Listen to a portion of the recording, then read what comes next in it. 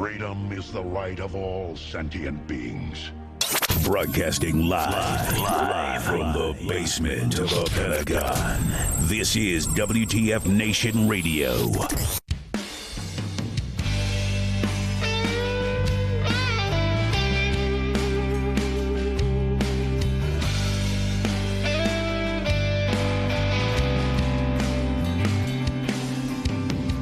It's 3 a.m. and the sirens are going off.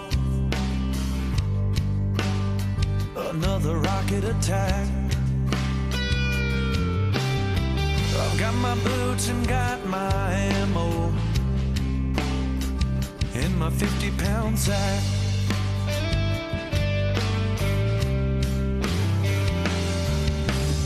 A 100 boys headed to war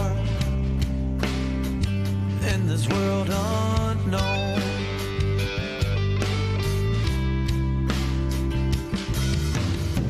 The only peace of mind I've got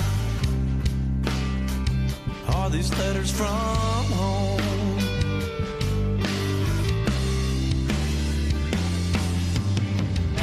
Another day has come and gone. Another night I'm all alone. I didn't think I'd be this far out here in Kandahar.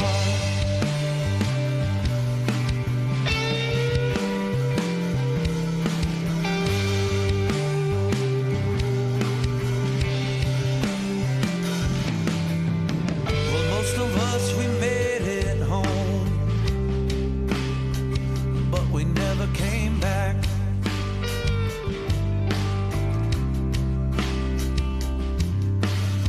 But when we close our eyes at night, we hear a rocket attack.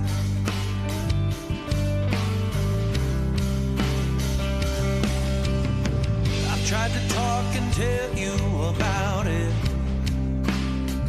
but it ain't the same.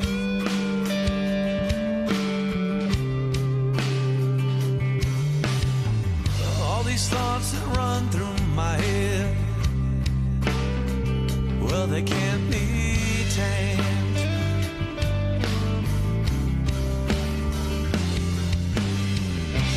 Another day has come and gone. Another night I'm all alone. I didn't think I'd be this far out here in Kandahar.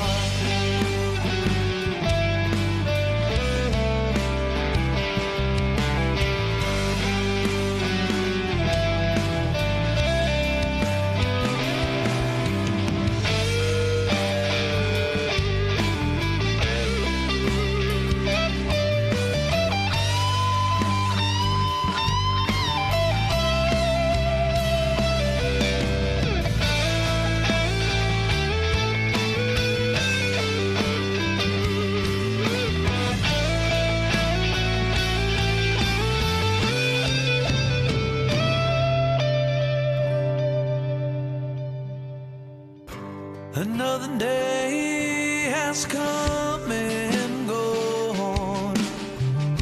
Another night I'm all alone. I didn't think I'd be this far out here.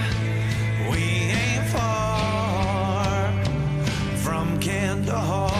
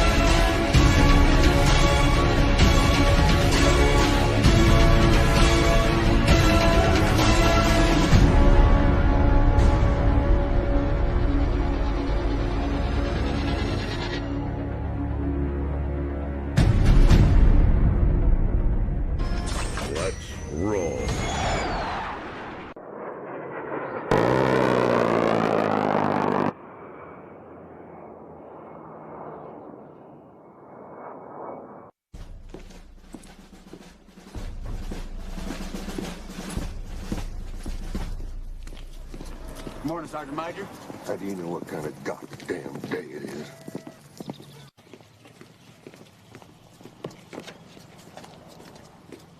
Beautiful morning, Sergeant Major. Are you a fucking weatherman now? You're listening to Sergeant's Time on WTF Nation Radio.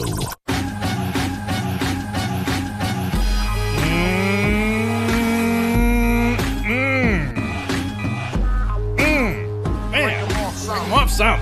Yes, yeah. Broadcasting live from the Functional Veteran Center of Excellence. This 2/1 May 2020.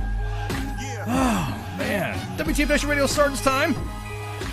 I'm your host, Ice, And of course, in the gunner seat, I got Spanky. That's me. Oh, yeah, you're right in the gunner. Flash sits in the fucking, he sits shotgun. Yeah, he's a, PAOs, they're not much of a, they're just like, you shoot guns. So, I don't want to rag on for blow shit up. Yeah, you just blow shit up, yeah. Exactly. Anyway, you let me. Yeah, exactly. Just bust some caps of excellence. Anyways. I'm lethal. Ooh, got some of that lethality going with, of course. Okay, well, welcome to tonight's show. Tonight we have a special guest, short notice guest. Actually, it's a very short notice guest. It was former SEAC senior enlisted advisor to the chairman, John Troxel. Sergeant Major John Troxel is going to come on. He did advise that reflective belts are not required for this event. And that's crazy. I mean, he just like showed up, like, hey, I want to come on Sergeant's Time. We're like, Are you ISIS? okay. All right, real quick. I'm gonna tell a story before he comes on here. He's gonna come on at 2100. But there was here's how the conversation went. The conversation went like this. It was, this John Troxel's in here, and I'm like, no, not that fucking, no, that John Troxel. Is it that guy? Is it for real? And we were looking at the message traffic, and it looked almost Nigerian like. It almost looked like those phone calls, those text messages and those emails from the Nigerian prince. And I'm like, there's no way John Troxel can. There's no way. I mean, this is Sergeant's Time. This is U.S. Army WTF moments. There's no way John Troxel's gonna want to come on here. Not that John Troxel. And so I said. We were joking amongst the staff, we were going to send back some memes like, not today, ISIS. And we were going to be like, I don't believe this. You're not going to believe this. He said, we're just thinking there's probably some Nigerian out there that we're trolling. Didn't even know who the hell we're talking about, right? And so we're like, it's probably this guy that's been trolling our page, because we've had a Nigerian prince type individual that has been messing with our page and has actually, really sent messages to us, and we're just kind of like, whatever. So we were thinking about dropping memes back to that guy going, hey, we know you're not John Troxel, shut up, whatever. And so I thought it would have been funny and I'm lucky we didn't do this, that we didn't just start dropping memes to this Nigerian dude like right off the bat, and that would have been hilarious. Just imagine just sitting there, right? Guy's chilling in his apartment, laying on top of his $1 million that everyone's not, doesn't want to get. You're not going to believe this. He sent me these memes. Who are these two? Who is this John Troxel? You know what I mean? Like, because a lot of scammers like to use, senior, members of the armed forces, and even not just seniors, but it's a lot of seniors are like to use their pictures that they find online. Right. And it's like, all right, let me check out the accounts a little. And I'm like, okay, because he's retired, so it's not his official accounts anymore. Right. So... Well, I mean, the grammar's right, and usually that's the dead giveaway. Well, yeah. I mean, yeah. He just didn't say, yes, Sergeant's Time I like to be. You know what I mean? He didn't say like that. He that's most of the stuff, and that's what we've been getting from from foreign texts. We've been getting some of that. We've been getting that. Yes, we have Sergeant's Time likes to be on. And I'm like, who is this? I like to serve. Yes. I'm like, okay, cool. How do I send me to the embassy? Now you marry me. No, yeah, exactly. Now you marry me. Show me Bob's and Vaginines, right. And I'm like, what are you talking about? So we really thought that this was not going to be, we literally had to run checks. We really had to have OPSEC Monkey get involved in this to make sure this was like a legit call. Like this was the legit John Troxel. And if you guys don't know who John Troxel is, and you guys don't even know what a SEAC is, stay tuned, because you're gonna listen to a pretty good show. Some of my soldiers that I served with have served with him before. I know a lot of guys in the audience, guys and gals listening right now, have said the same thing, have sent me messages. Hey, tell him I said hi and all this other stuff. I'm like, oh, you can come on here and say hi too. It doesn't have to be me. Feel free, of course, to ask a question in the chat. More than likely, one of the staff will pick up your request, and we would be more than happy to answer your question. I'm pretty sure. I mean, it's not stupid question, or it's like whatever. I mean, there is such thing as a stupid question. It's just the questions that you want to ask. You're realizing that's going to get put on blast to about, I don't know, 1.4 million followers. So if you really want to ask that question to John Sergeant Major Troxel, then yeah, go ahead. We don't care. I'll be more than happy to drop that question in there. Looks like we're all up. We're all up on Twitterage. We're up on the YouTubes. We're broadcasting on 3 different Facebook pages, And so I think we're all comms are green on that aspect, of course, and all other 14 platforms that we got to include in the Twitter sphere on Periscope. So if you're listening to us, if you don't like Facebook and you want to go ahead and listen to us on the Periscope /Twitterage, it's been tweeted out. So thank you there out there in the Twitter realm. I know they don't like just like kind of like stand by. You don't get no interaction. You could throw the hearts in there. I think I turned the hearts off.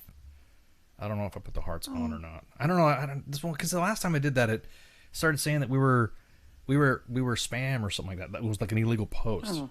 I don't want. I mean, it's bad enough that Facebook says my voice belongs to somebody else, so I don't right. I don't want to freaking sit there and go argue with them. So that's the story. That's how we've come to discover that SEAC retired Sergeant Major. You know what? We're gonna ask. I got some questions I need to ask too. How do you address the SEAC? I mean, how do you SEAC? Are you SEAC? How do you with the SEAC? You know what I mean? It's just kind of weird. So I think it would just be Sergeant Major. Right? Yeah. I don't know. You know, some Sergeant Major last. Yeah. Sup, bro? Hey, man. You what you doing now, brah? What's up, J Trucks? You know what I mean? You know, excellence. But anyways, not just kidding. Yeah, I'm looking forward to having him on there because there's a lot of stuff. I got questions to ask too. I mean, so it's gonna be fun. Just to shoot the breeze. He's really cool, laid back, and all that. And he has retired. So like us that have been holding the scroll of the DD 214, it's interesting. Anyways, so on with the show. Okay, so real quick, just to catch everybody up on what happened today on it was in Corpus Christi. There was an active shooter event, and it was posted onto the main page, and it was a pinned post, so it's no longer there. If you guys want to just scroll down and see what the update was, there was an active shooting event that happened. It was approximately about 12 hours ago that the NAS Corpus Christi was in a lockdown status. They confirmed that it was an active shooter in the vicinity of North Gate, and they had at the time had advised to stay away and execute lockdown procedures, remain indoors and away from the windows. Of course, that was posted on our page, and of course, obviously, working to verify the information, and always better to be safe than sorry, as always. I know everyone likes to get mad, saying when we post stuff like that, we cause panic. No, it's an advisement. Just be hyper vigilant. Therefore, personnel in the immediate vicinity, please take necessary self-protection measures. There are several battle drills that the main page conducts to ensure that we're not causing unnecessary panic, as we've been accused of before. So that's exactly what it was. So that's how the post we write was usually write, hey, it's better to be safe than sorry. Exactly. I mean, if there's not one, what did you hurt? Like, there's no reason to panic, unless you actually hear gunshots. But if you have like a credible source, then just be alert and stay away from the fucking area until you know that it's safe to go there. Right. I mean, that's all it is. I'm sure there's more than one gate, and you have to go to work. Oh, let me go in that one. Right. So yeah, exactly. So the update to that would have been that, of course, this is from NES Corpus Christi. Responded to an active shooter this morning that happened approximately 06:15 hours. The shooter has been neutralized. Dead. He did. All gates at the installation remain closed while first responders process the scene. NCIS and local law enforcement are on the scene, and more information will be provided as the information becomes more available. There you go. So there you have it. He did. He's been neutralized. He's neutralized. That's awesome. Our security forces. That's a nice way to put it. Yeah, neutralized. Just bust some caps and see ya. I'll be honest with you. It's good that they were able to react. I know. We are, it sucks to say this, but we are getting better to those type of events. I don't know, is there a good way of saying it or not saying it? I mean, it's kind of like... Unfortunately, you have to train on them. Yeah. So the more you train on something, the better you're going to get at it. Right. No matter what. Right. Even if they don't happen, like the more you train for a situation, the better you're going to be at if you have to react to one. Yeah. Now the FBI says that this is being investigated as a terrorist attack. So NAS Corpus Christi shooter's obviously dead, according to the statement that was provided to Task and Purpose, and that's where I'm going off of right now. off of their article. We usually go back and forth with them anyways, sharing stuff and information. They usually hit us up and say, hey, did you hear about this? I'm like, yeah, we did. And then they let us know what's going on. All right, let us know what's going on. It's a reciprocal relationship we have with them when it comes to information sometimes. And they freaking, you know, they provided some good information. Real quick, the suspect involved in today's shooting is dead. This is about as how do you say that? It's about as direct as it can get. The FBI says it's dead. Why do you gotta get all fancy with the big words? Right, exactly. FBI. Why do you got? Yeah, why do you have to get so of excellence of the words? He did. Straight to the point. He did. He ain't around anymore. You ever notice they always? You don't need to use a $20 word. And a $5 word will do. Right. We don't need We don't need to use words like lethality and of excellence, and cross proximity and asymmetric threats have been neutralized. He's dead. He did. So investigators are treating the attack on the Texas base as an act of terrorism. FBI spokeswoman Leah Graves said of the FBI, we have determined that the incident this morning at the Naval Air Station Corpus Christi is a terrorism-related event. We are working diligently with our state, local, and federal partners on this investigation, which is fluid and evolving. And what's the status of the statement? In her quotes, subject is deceased. I just like the way they keep. She bumped it up. She even bumped it up. She even bumped up the word. Yeah, he did $8 word. He did. No. I should not be laughing at this. I know. No, he's a terrorist. He's a good terrorist. The only good terrorist is a dead terrorist. I'm gonna laugh. So what's the status of this? He did. Because he did. Okay, I'm sorry. That's a little callous. Okay, he's deceased. And the scene is still being processed. Okay, what did it say? He did. We may have a potential second related person of interest at large in the community, but we would encourage that the public remain calm. And if you see something, say something. Now, I kind of like thinking about this. Are you seeing something? Say something like with mask or not a mask, or with COVID, not COVID. What are we saying? Something, because now we have to delineate between the Karens. Apparently, that's a big thing too. You can't be calling people Karens anymore. Will that somebody get upset? Are we talking about this? We're saying it's like is it see something, say something with the mask or without a mask? Because I don't know. Lately, it's like the masks are now in vogue. In case you've not paid attention, in recent news, everyone's wearing masks, or should not be wearing masks, or getting dimed out for not wearing masks. But the subject is deceased. So it's just the way the article. He's departed. He is departed. Departed this planet. The bullets assisted him in yeah, exactly. The lead supplements assisted in his passing. Because this is an ongoing investigation, we cannot provide any additional information at this time, but I assure you that you have an absolute awesome brotherhood of law enforcement working together, because the safety of Corpus Christi is paramount to each of us. Now, the people who see behind me are working like crazy. See, she went a little street a little bit there. Working like crazy. And it's awesome to see. And, of course, the FBI is not going to release any further information, of course, about the suspected gunman. I'm pretty sure because of, investigations of excellence. In order to protect the integrity of the investigation, we will, about the subject, will be not released at this time. The official FBI office tweeted. See, now everything's tweeted. Everything's on the tweetage now. I mean, you can get it out there quick. Yeah, now we have to. In a very limited number of characters. Right. So that's why you got to use the word that, like, dead instead of deceased. Deceased, exactly. Well, because everyone's going to get butt hurt. Like Tina said, exactly. Because inevitably is going to be someone would get feelings hurt without using the cushy words. All right. Why didn't they breathe well? Why was it the, what's going on here? How come you said deceased? And why did you say dead? But at any rate, so that was the status this morning. I appreciate, again, everybody who's asking questions about that. And if you have, I know we have some members of the WTF Nation family, the staff that has some friends and family down there too. So everything looks like it was okay. I don't know. Did they get any specifics of who got? Did he get a couple rounds off or something like that? You know what I mean? Did you hear anything from No. your information that they got a couple rounds off? No. Like somebody got hurt? The people I know, they got like literally the same updates that was posted here. Like that's what they got. So they didn't know anything more than what we got like posted here on like the main page updates too. Right. Well, I'm just kind of curious because that would have been one of those things where you're kind of like, oh One was injured. Is that what D-Max said? Okay, well, I mean, like I said, we haven't. That's what we're kind of paying attention to see if that happened, because I know a lot of individuals get upset when you're like, oh, well, we didn't. I'm just kind of like, hey, just gonna put the information out here and that's it. We're not gonna speculate unless we get any official. But if you guys have some sort of information of source, let us know and we'll research it right quick so we can give you some updates. That was up 12 hours this morning. At any rate. What else? What we were going to talk about? There's something else happening. What was there was some sergeanting stuff that we were going to talk about.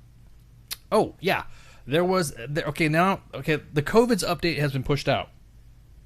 More COVID's update has been pushed out. So pay attention. There's been now a new. Oh, today we have screenshot. Is it screenshot madness today?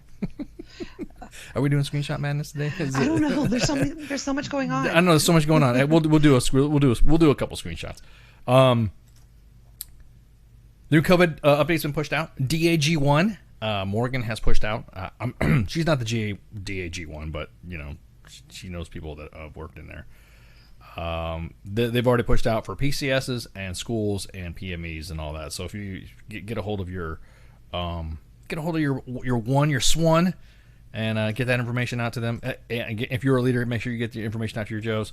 They want to get this information out as fast as possible. I know there was some drill sergeant school, and that was what we've already covered that with Command Sergeant Major Gann and Brigadier General Beagle.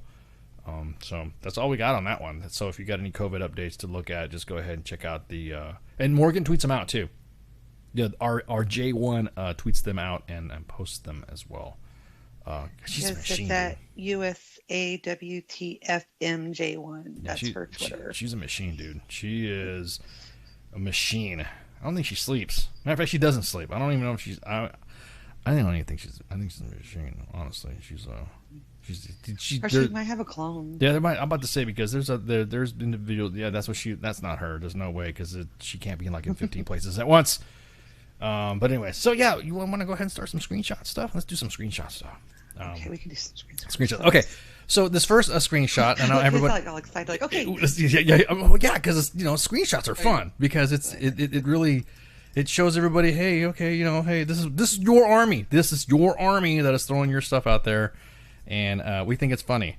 We totally think it's funny that your army is doing. I don't know. They're doing army-like things. Oh my god. Okay, so the first one's going to be a screenshot of an individual. Let's see. Let's look at this first screenshot. And okay, so this first screenshot's going to be. I guess there's a sinkhole forming in the parking lot in front of the troop. Move vehicles now. Yeah, good thing mine was literally moved in the middle. Thanks for the heads up, Sarn. So there you go. That's one of them. You guys know about that? Did you hear about that? Well, I think I could, right? No, where's the sinkhole? Well, that's something too. Sinkholes back home, and houses are falling in. Is the barracks going to fall in? Well, I think part of that. I have concern. Yeah, I've got. Well, I just want to know, hey, where's some of this? Wasn't there supposed to be some COVID updates or something like that? We're supposed to get some infrastructure stuff or something like that. I don't know.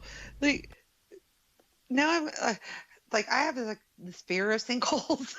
Dude, I know. Same here.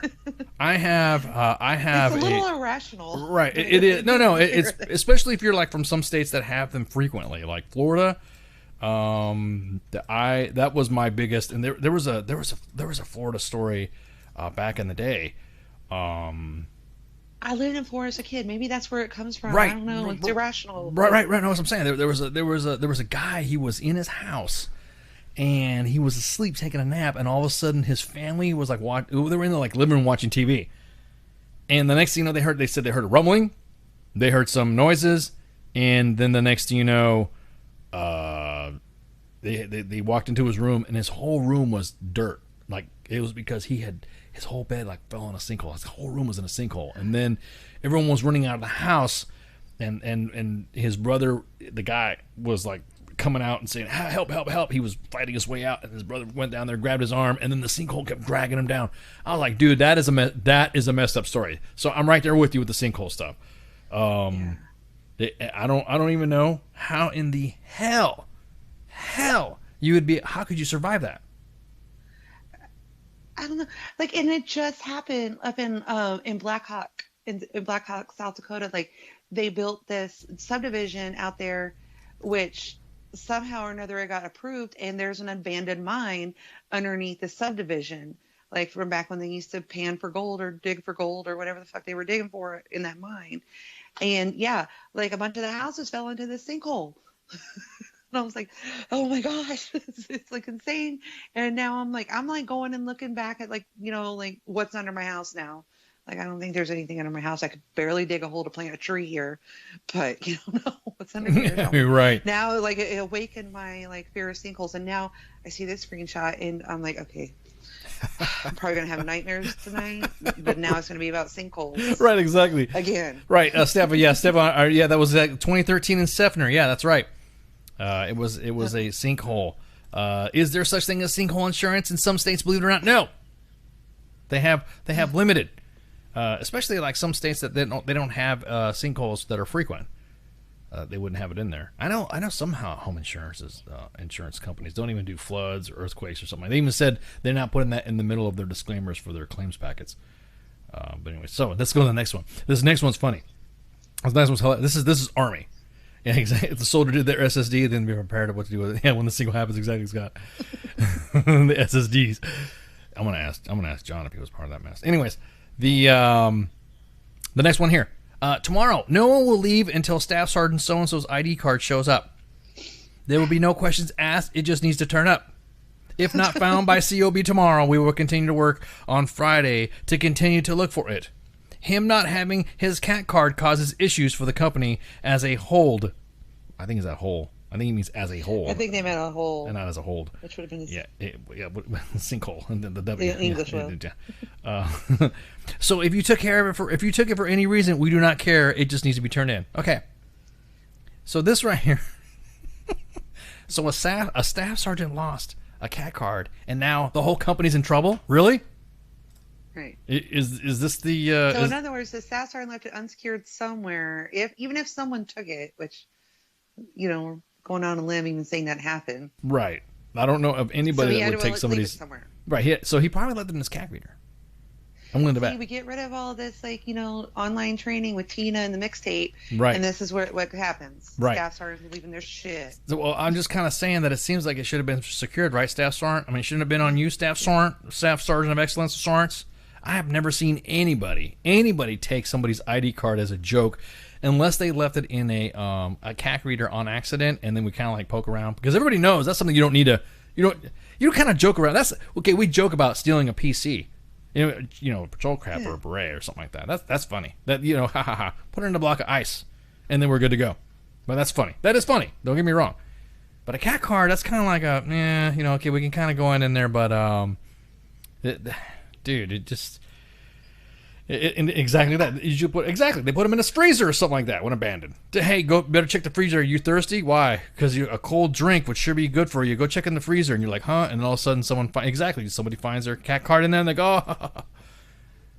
Yeah, I was bad about it. I left mine on the computer all the time, and of course I work with the S2 guys, and they're always on my ass about it. I'm like, just don't fucking touch it. We're in a building that's cipher locked.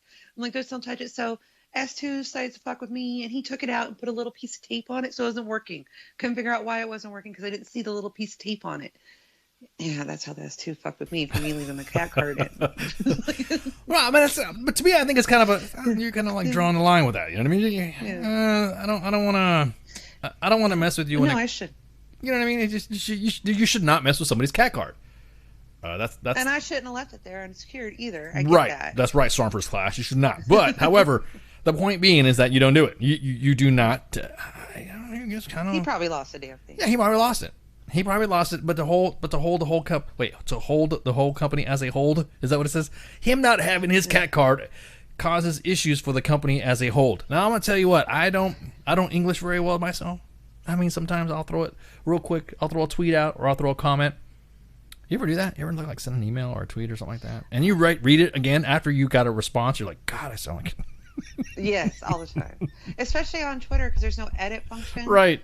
I mean, we have the technology for that, Twitter, fix it. All right, but yeah, and I don't guess if it causes an issue for the whole company, he probably has a job that I don't know. He has to approve DTS or training schedules or I don't know, something that it's going to piss the commander off if it doesn't get done. Right. And that's what I'm saying. Yeah, it's one of those things. Yeah, do you piss off the DTS guy?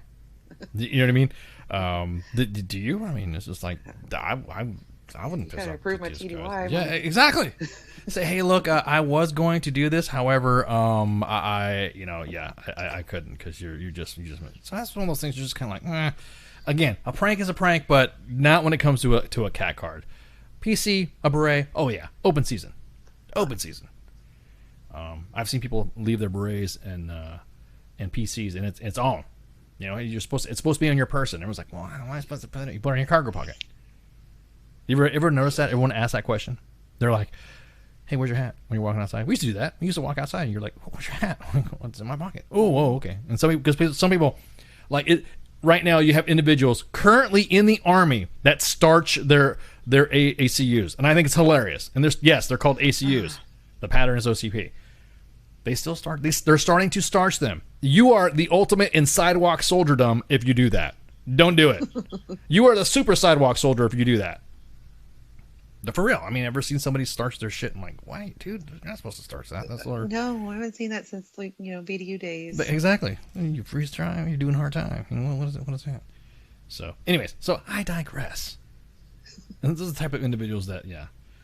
Let me go ahead to this next one here. I want to follow up to this. I want to follow up. Yeah. Whatever they say, send it in. Yeah. Whoever did that, please let us know. Did the staff sergeant find it? Did you have to work late? Is this causing issues for the company as a whole? Not as a whole. Is a sinkhole? Anyways, I'll play on. I'm dad joking tonight. So, anyways, Aaron, let's go to the next one here. Sorry to text so late, but I'm letting everybody know to stay away from the company at all costs tomorrow. Failure to obey will result in UCMJ. Let your squad. Now look, could you imagine? You're like a Joe. You're like part of the E4 Mafia. And this is like the holy fucking grail of text messages that you could ever get. Wait, you need to tell me. Okay. Yeah, it's almost like, okay, you don't have to tell me. Think about this, though. Okay, you don't have to threaten me exactly. Day to stay the hell away from work. Why you got to come up with that, man? Why you got to come up with me like that? Why you bowing up on me? Why you got to threaten me UCMJ? You ain't got to tell me twice to come to work. You just... okay. I know. Stay away from the company at all costs tomorrow. Hell yeah. As soon as you type, all you had to say is type is... Stay away from the company at all costs. Dude, you don't have to write the rest of the shit. In all caps. In all caps, exactly, Jax. It's a trap. I'm like, what the hell? You don't have to tell me that. No way, dude. Nuh-uh. I could just imagine getting that as a private, and then like, would you, if you got busted, I could like literally see the faces like my soldiers would make if I sent this text message like, okay, dumbass. Right. Could you imagine? I was like, and I guarantee it, someone's going to be like, no way. There possibly nobody would come to war. You think about it too. There would be somebody like Carl. I got to see what's going on. Yeah, exactly. Yeah, exactly. Yeah, you're going to have that one specialist, that one barracks lawyer. Actually, the reason why they're doing that because something's happening. We're getting alerted or something. We're going to war with Ukraine or some shit like that. And the next thing you know, cake. Yeah, there must be some cake. There must be some shenanigans. You always have that company, that unit conspiracy theory, dude. You know what I mean? I'd be like, no, I'm actually telling you to get away. Well, I'm curious though. I wonder why you would threaten a soldier. What would be the reason for you to threaten a soldier with UCMJ when you're trying to, get away from the company? Failure to obey will result in UCMJ. I'm curious too. It's got to be cake. It's got to be exactly. Scott says that it's a message from the staff sergeant because somebody took his phone too. Oh my god! I'm serious. No, what do you think about that, man? It's like you gotta. There's something it's almost like don't push the red button, right? That's the way I see it. You're gonna have that one. I'm telling you, you're gonna have that one Carl. You're gonna have Cav Carl, Combat Cav Carl. He's all about cab, all about the stuff. I don't know. One time we put a cab joke in here. People got pissed. This is definitely a blue cord thing. Definitely. I'm sorry. Yeah. Why are you trying to flex, man? Why you gotta threaten me, man?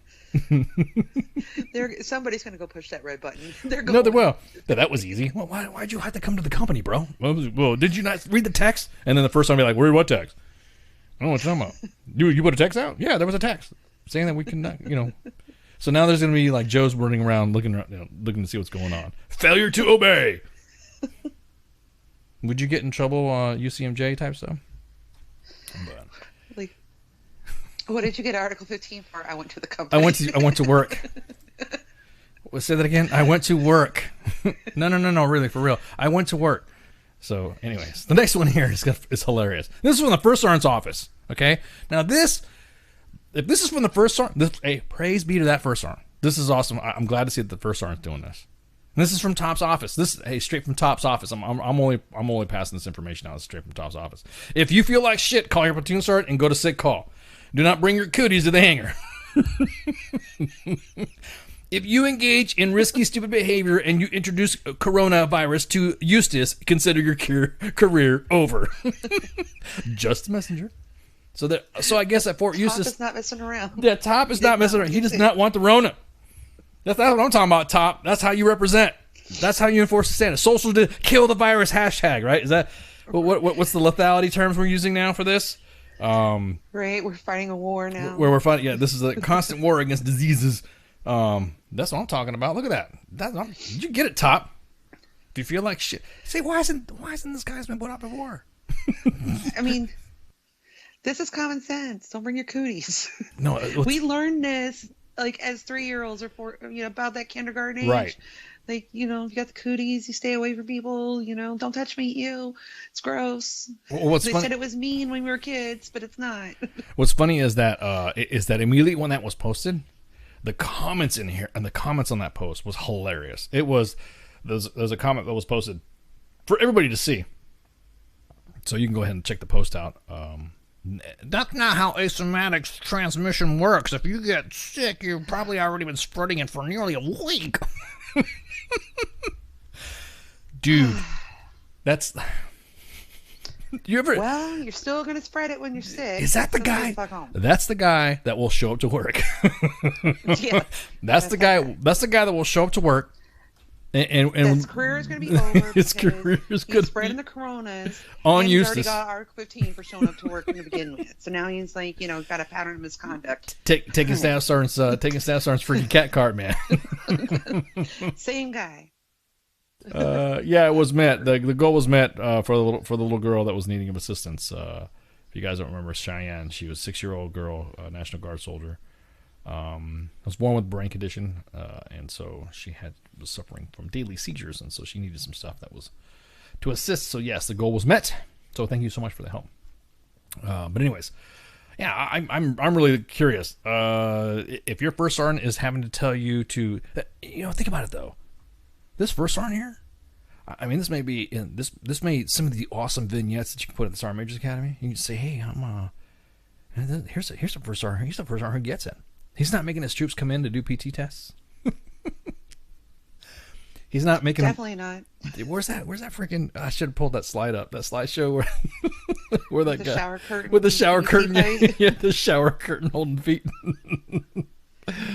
There are 2 kinds of first sergeants in the world. I'll tell you what. There's that first sergeant. He's cool as hell. I'd go hang out with that first sergeant. Hey, if you feel like shit, call your platoon sergeant and go to sick call. Do not bring your cooties into the hangar. I love it.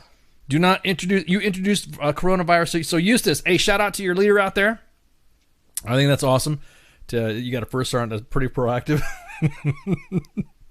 Consider your career over. Hey, I'm just a messenger. I like the way they write. Just a messenger. Oh man, this is awesome. Anyways, so was that it? I think those were the screenshots for the week. Because I think that was the. There was one more. Did you not see about the LT and the end rings inspection one? Yes. Oh, yes. There was that last one that was done. Yes. Thank you so much, Spanky. God, how did I forget? This was queued up the first time. I was running in reverse chalk order. My bad. Okay. You're right. Yeah. I didn't know you'd seen that one. Right. Okay. Yeah. I got so mad I wanted to throw shit. Right. Roll. I wanted to freeze his cack. Well, wait a minute. Hang on. Maybe that's what he wanted. He wanted to see some cack. Okay. All right. Lieutenants. Lieutenants. Do not tell your platoon sergeant that you're going to inspect your soldiers' draws, because all it's going to do is going to be a recipe for disaster, and we're going to tweet it all over the place. So this screenshot here that I'm going to show you of a text. Well, first off, yeah, let me just post it up right here. So tomorrow at 0845, an APFT uniform with CAC. There we go. See the CAC and pen. Get it? CAC and pen. CAC and pen. All soldiers must wear underwear with their APFT uniform. Lieutenant Creeper, because that's what the admins put on there. Lieutenant Creepers will conduct an open rank inspection to verify. You must have your orders on you to eat in the chow hall. Be in proper uniform while out and about. Remember customs and courtesies. Now look, let me post that. Let me highlight that again. Tell me if this is not wrong. Please, in your comments, be as candid as possible. All soldiers must. I don't wear underwear. No, but that's what I'm saying. Shorts. What leaders out there, tell me. What would I mean? Do you care about troops wearing their drawers and stuff like that? I mean, because there's individuals that are. Lieutenant Creepers here is getting flamed. By the way, there is going to be some discussions. Tell me your LT. All Army PT shirts already have like underwear built into them. The little liner thing. Yeah. Yeah, I mean, even to this day, I cannot wear them and run, or I'm spending half of my running and working out time pulling them out of my butt. That's just what happens. Well, I'm not going to go there, but but what I'm saying though is that this right here, this is, I mean, the most ultimate in ultimate. Everyone's like, no. Say everyone calls, everyone's cutting out the nut huggers. That's what we call them. Exactly that, D-Max. That would be a hilarious inspection. I would, if I was a platoon sergeant, I'd play along. No, there's no we. You may cut them out, D-Max. I don't. Some people do. That's not a we thing. But, I hate when people say we. Sorry. Well, I'm just saying. It's just an annoying thing. Yeah. Dean says that they'd wear an elephant thong. So what would you wear? I would wear like some pixelated stuff. I'd make it all glow. So like because how would you conduct the inspection? Right. Are you going to have people drop their pants? Are you going to like do it like you do a baby's like diaper to check, just pull the top seam? What are you going to do? How do you do that? Open ranks march. Pull your drawers out. How do you say that? Now, I mean, what do you tell somebody to lift their shirt up? You pull on their waistband? Who pulls on their waistband? I'd make my shit glow. I'd put like a couple of chem sticks in there so that way as soon as it would be like glowing. And then like is there a standard for underwear? Because I know there's not for women.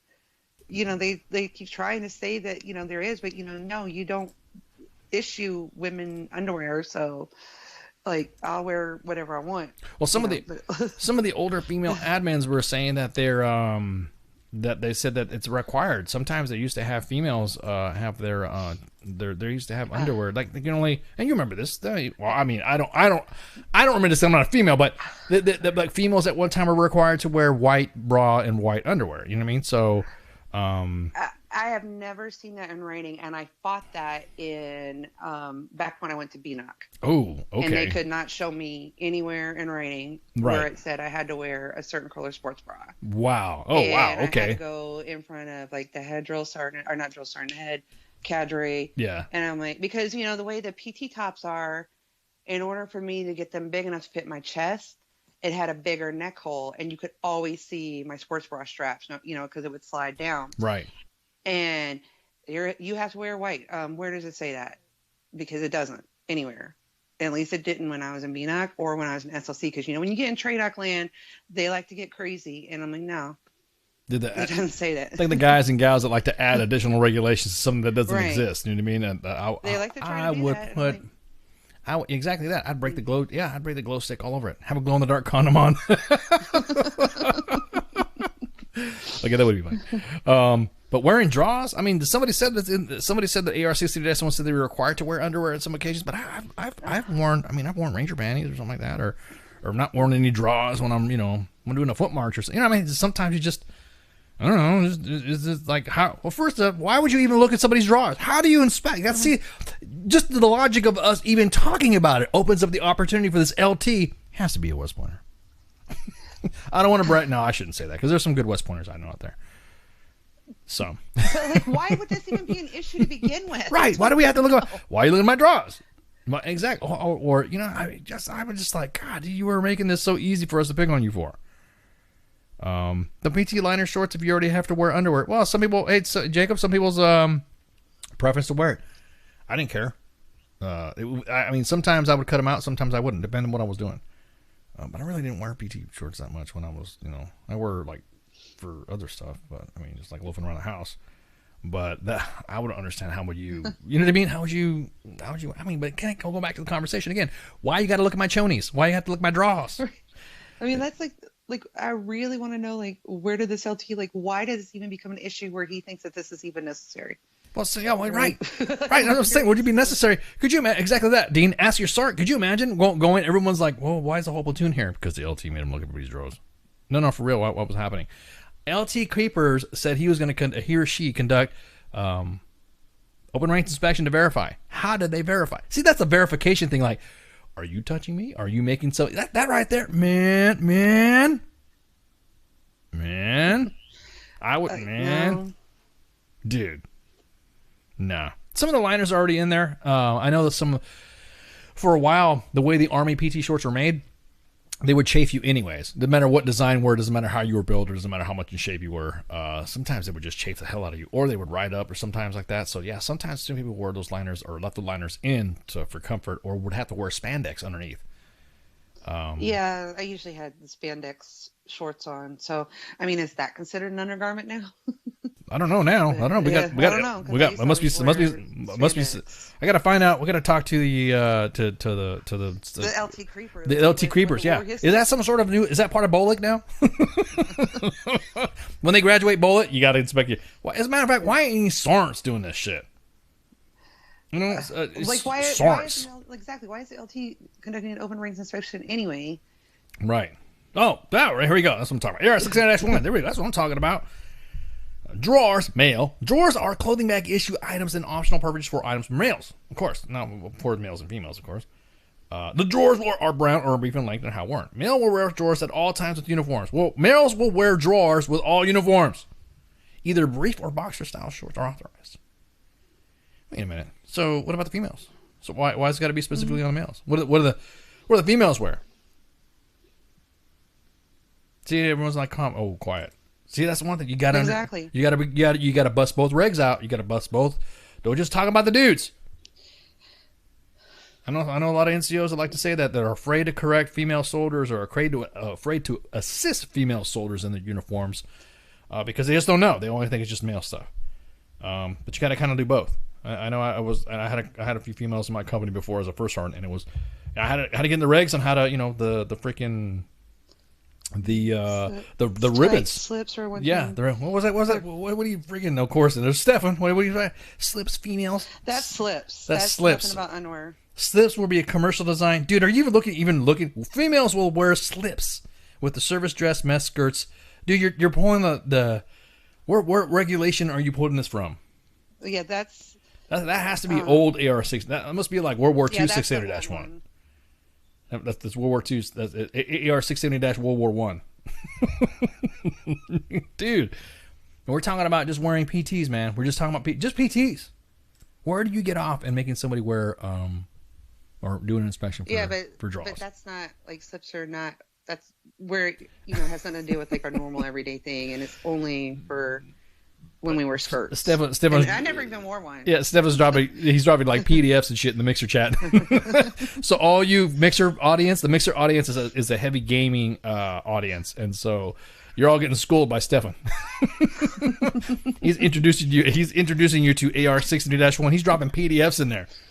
The DA PAM 600-1, AR 600-1, and he even dropped. Look at that. He even dropped the headquarters department of the Army. May 2017. That's right. Yeah, but I'm gonna tell you now. Unless that's a slips that says it has to be white, black, or other neutral colors.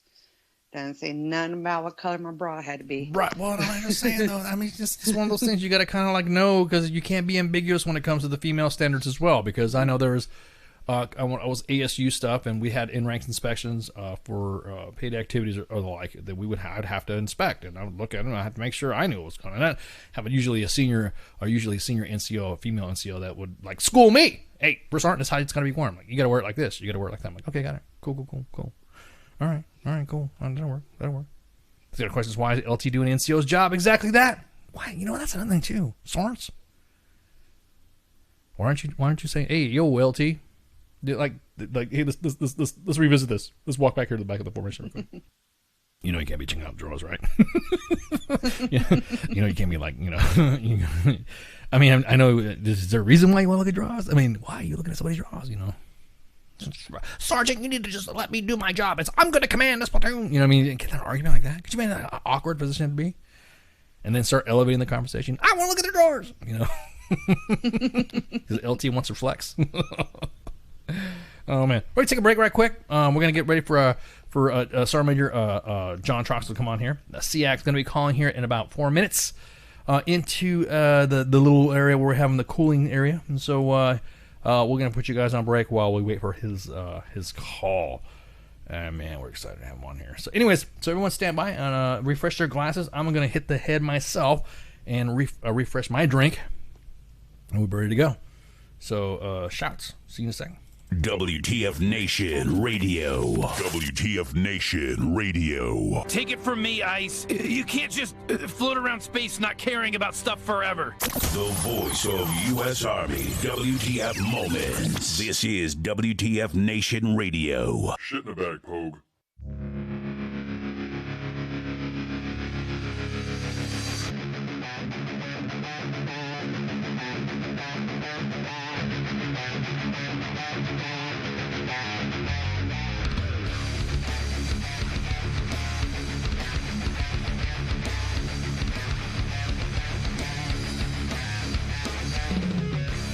These thoughts away, nothing feels the same. Left it all behind.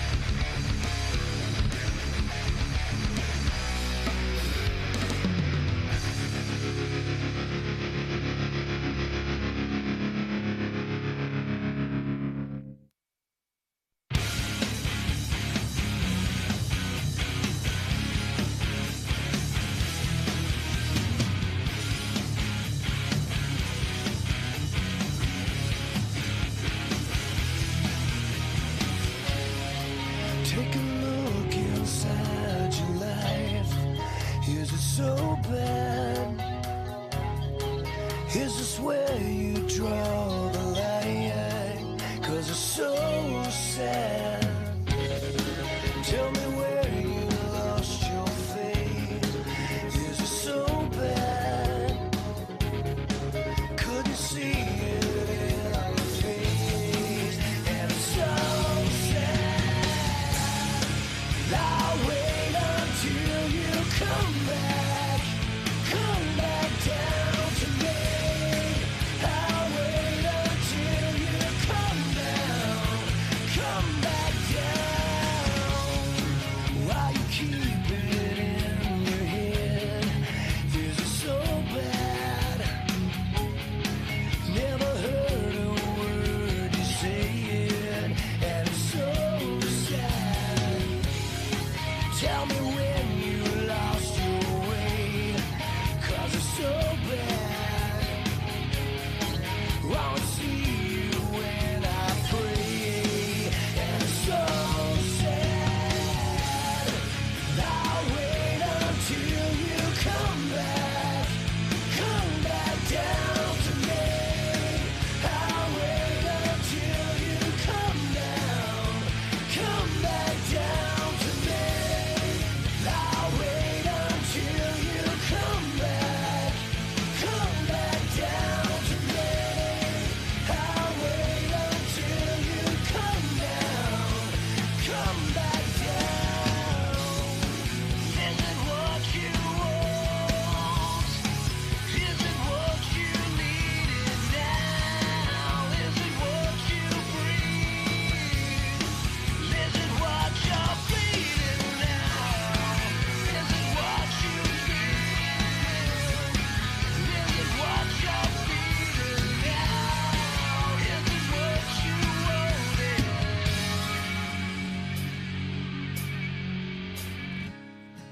I'll wait until you come back down to me.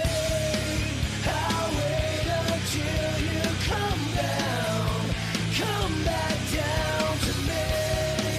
I'll wait until you come back down to me. I'll wait until you come back down. Hello, you. Will you come back down to me?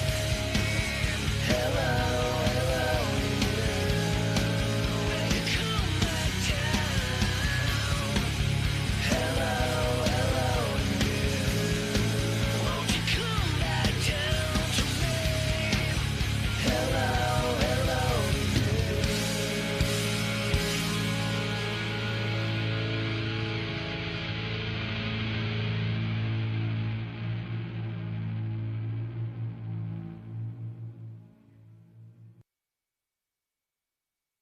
I am here determined to stop this future atrocity. This station is now the ultimate power in the universe.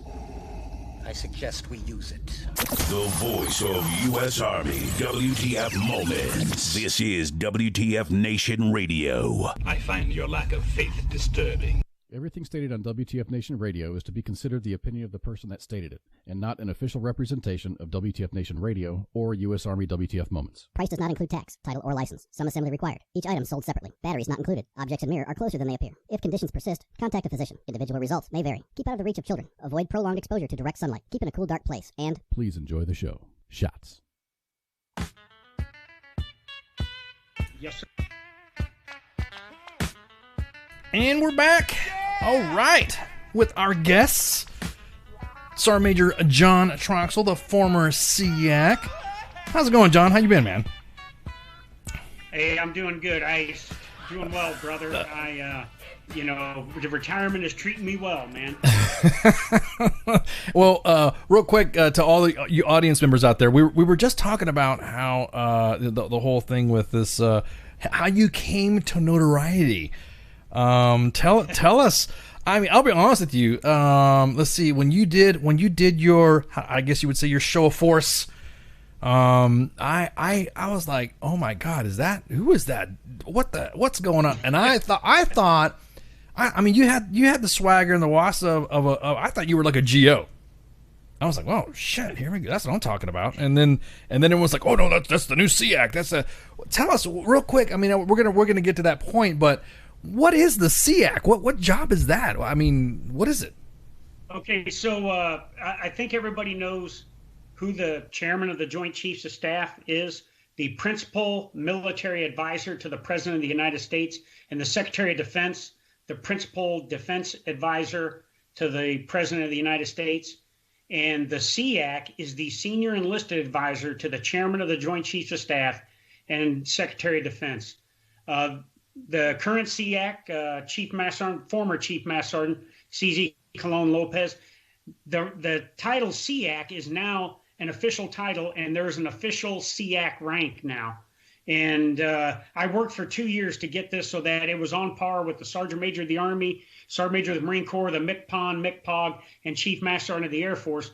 And 10 days before I left the job, we finally got it approved, and General Milley pinned it on me on the 3rd of December, and he said, "Hey, you won't be able to wear this for very long, but you can be buried in it." So, damn, dude. But the SEAC is the principal advisor to the chairman, the senior military officer in the Department of Defense, who's right now is General Mark Milley, and to the Secretary of Defense, who's right now Secretary Mark Esper, on all matters involving the force. The key thing the SEAC does, he gains and maintains the pulse of the entire joint force for those two individuals. He's also responsible for the normal kind of things a senior enlisted leader is, the health, welfare, morale, but at the strategic level. And so my focus, because the chairman writes the national military strategy and the SecDef writes the national defense strategy, I made sure that what we were trying to do strategically was understood through the operational lanes and all the way down to the tactical level.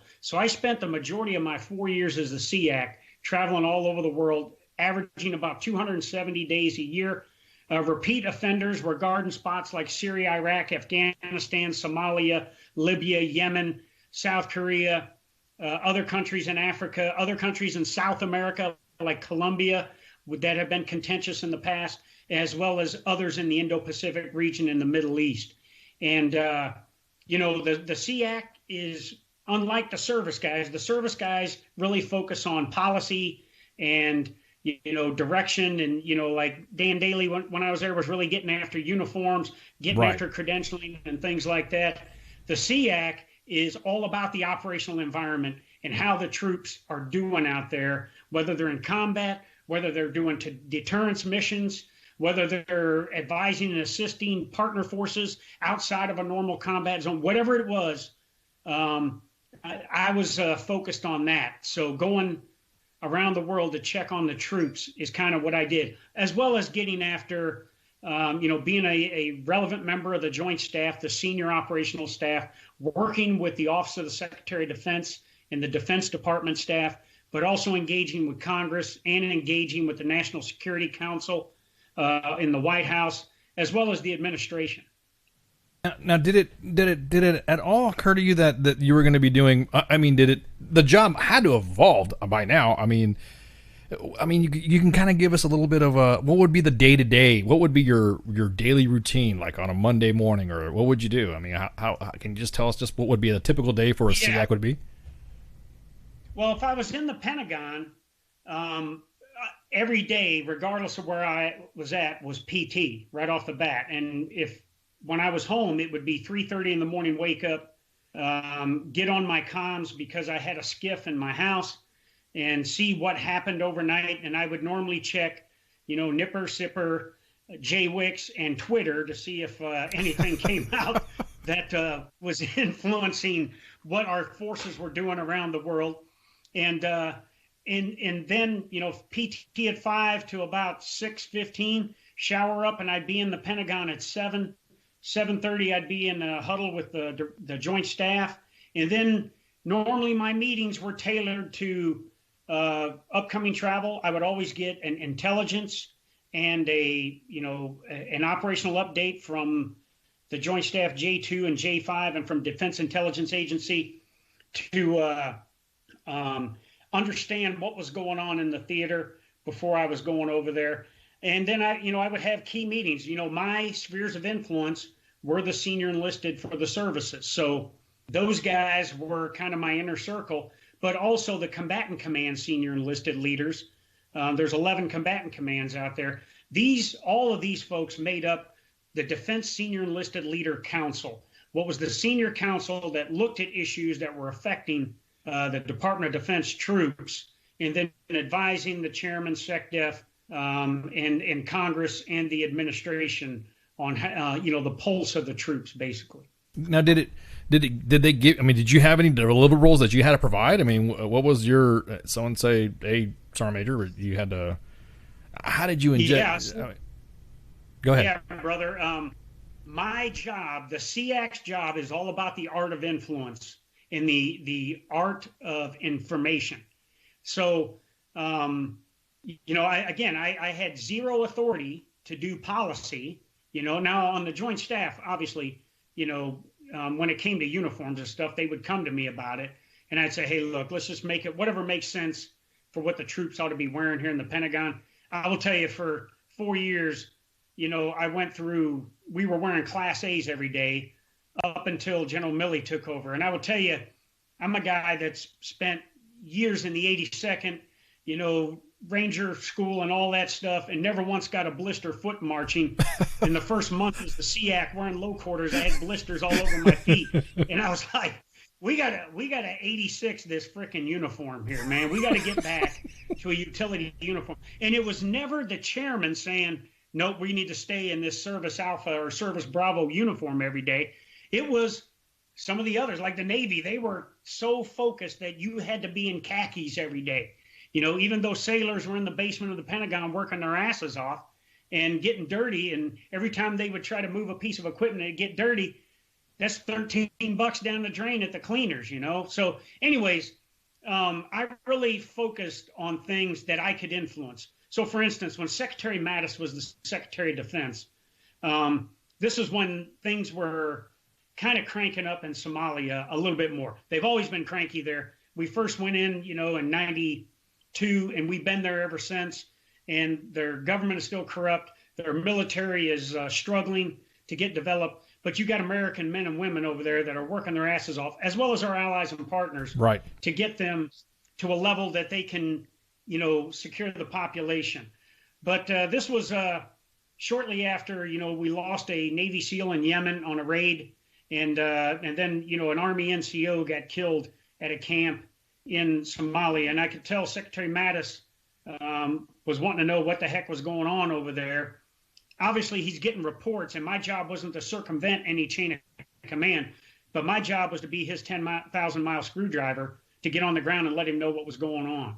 And so what I got on the ground out there, and what I found out visiting these special operations units out there, is they were being tasked to defeat Al-Shabaab, the terrorist organization there, an offshoot of Al-Qaeda, through security force assistance, meaning they were supposed to build combat capability and sustainability in the Somali military so that they could defeat Al-Shabaab. I will tell you that you can hold your breath on how long it's going to take, but if we all held our breath on how long it's going to take, there wouldn't be anybody left on the earth, because that's not going to happen anytime soon. Right. But the other thing was, here was the mission: defeat through security force assistance. But, and you know this because of your background, they didn't have the requisite joint fires. They didn't have the requisite ISR. They didn't have the gold hour medevac. Nope. And they didn't have personnel recovery assets. They were like 3 hours away. Yep. And worse yet, they didn't have the authorities. We were going under previous administration authorities on the use of force and what was declared hostile intent. And so I sent a report back to the chairman and the SecDef and said, "Hey, look, we got one of three things. We give them the equipment they need, and we really couldn't do that because we were focused on the Middle East, and then Fire and Fury was going on, and we were positioning for potential 50 series operation in Korea. We either give them the stuff we could give them. We couldn't do that. We give them the authorities, and if we couldn't do that, then we better send them some more body bags, because it's inevitable that the enemy has the ability for freedom of movement." And so What happened? They gave them the authorities, and all of a sudden, them boys started dropping bombs everywhere on Al-Shabaab and had them running for Somaliland to get the hell out of where they were at down there. But the bottom line is, much like any sergeant major does for a commander at the tactical level, you go to the point of friction, you find out what's going on, you report back to your boss, and then give them recommendations. And that's what I was doing at the strategic level, was giving recommendations to the senior military officer and our Secretary of Defense on the best use of the force. Now, again, it's business. It's not personal. Sometimes they would say, hey, SEAC, thanks, but we're going to go a different direction. And we as senior enlisted, and you know this, can't take it personal because it's business, you know? Right, and even though we may think we need to go a certain way, you know, they won't agree with us. So, but that's kind of what I did, you know, and stuff like that. Now, did it at all? I mean, because this is a new position. That when you went over there and everyone looked at you like, who are you again? did it have? Oh, I was the third one. Okay. So Joe Gainey, U.S. Army Command Sergeant Major, was the first SEAC. Right. From 05 to 08. And what's ironic is Gainey and I grew up in the same company in the 82nd Airborne Division. So 2 of the 4 SEACs came from the same company in the 82nd Airborne Division. Oh, wow.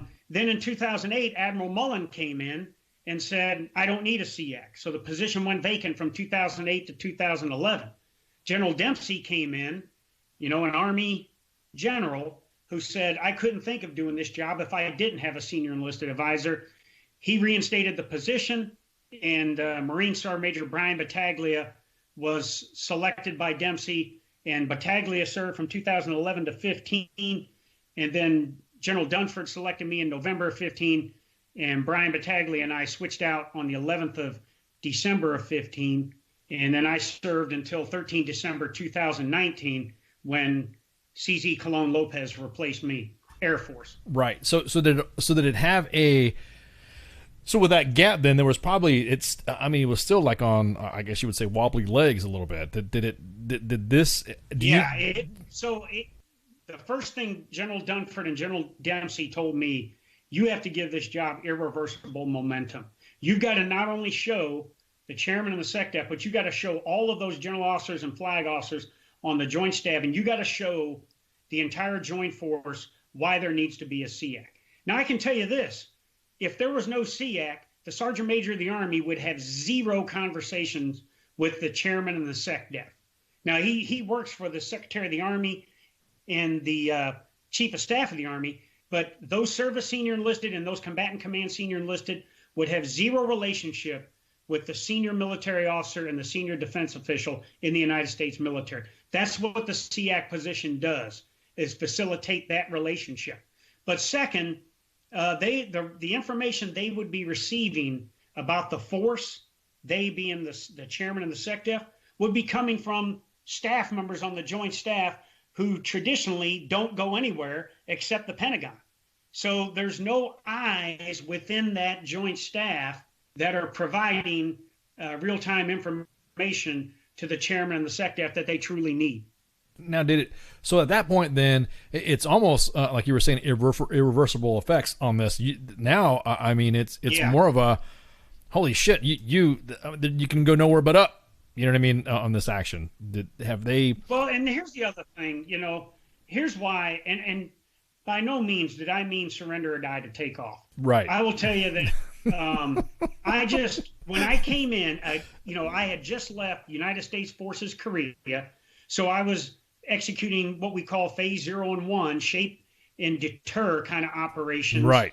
And prior to that, I was the IJC Sergeant Major in Afghanistan, where we were executing phase 2 through 5, seize the initiative, dominate, stabilize, and enable. So I had been part of the Joint Force and in the operational environment for, the 4 years before that. So when I got into the job, I fully expected that I was going to be able to provide best military advice on the health of the force, the things I talked about. Right. But some people look at a senior enlisted guy and they think I ought to be like I'm the NCOIC of freaking police call at the Pentagon, you know, or that I got to go out and make sure that was going to be my next PT belts. Right, I was about to say that was my. As I hate the hashtag PT Belt Nation, you know, I was not about to be about stuff like that. And then, you know, because I've always been an operational guy, and I was I was hard on standards for a reason, because I wanted my men and women to be successful in combat. When I was a battalion sergeant or squadron sergeant major in combat, and a brigade sergeant major in combat, and a corps sergeant major in combat. But, you know, when I got up there and I started hearing things like jobs programs, and this was over, you know, across the river, not in the department itself, you know, talking about jobs programs for foreign fighters in Syria, Iraq, and Afghanistan.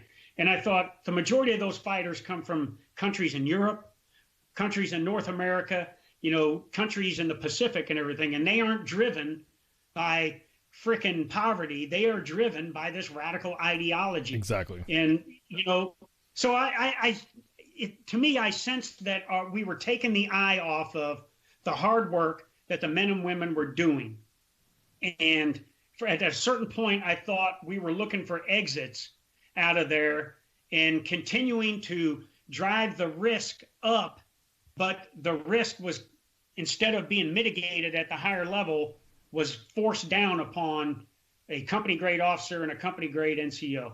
And so I just happened to be in Raqqa, Syria, right before the fall of Raqqa. As a matter of fact, I showed up in Raqqa, and 4 days later, ISIS surrendered. That's my story, and I'm sticking to it. Go ahead. I want to make sure I tell it at a bar so I get a free beer. That's what I'm talking. Well, hey, I'm telling you right now, Sergeant Major, you got it. It's going to be recorded for life, so it's right here in digits. So go ahead. But so, you know, because of the fights that we were in, I spent a lot of time with our special operations forces, and I'm talking the elite of the elite. I spent time with.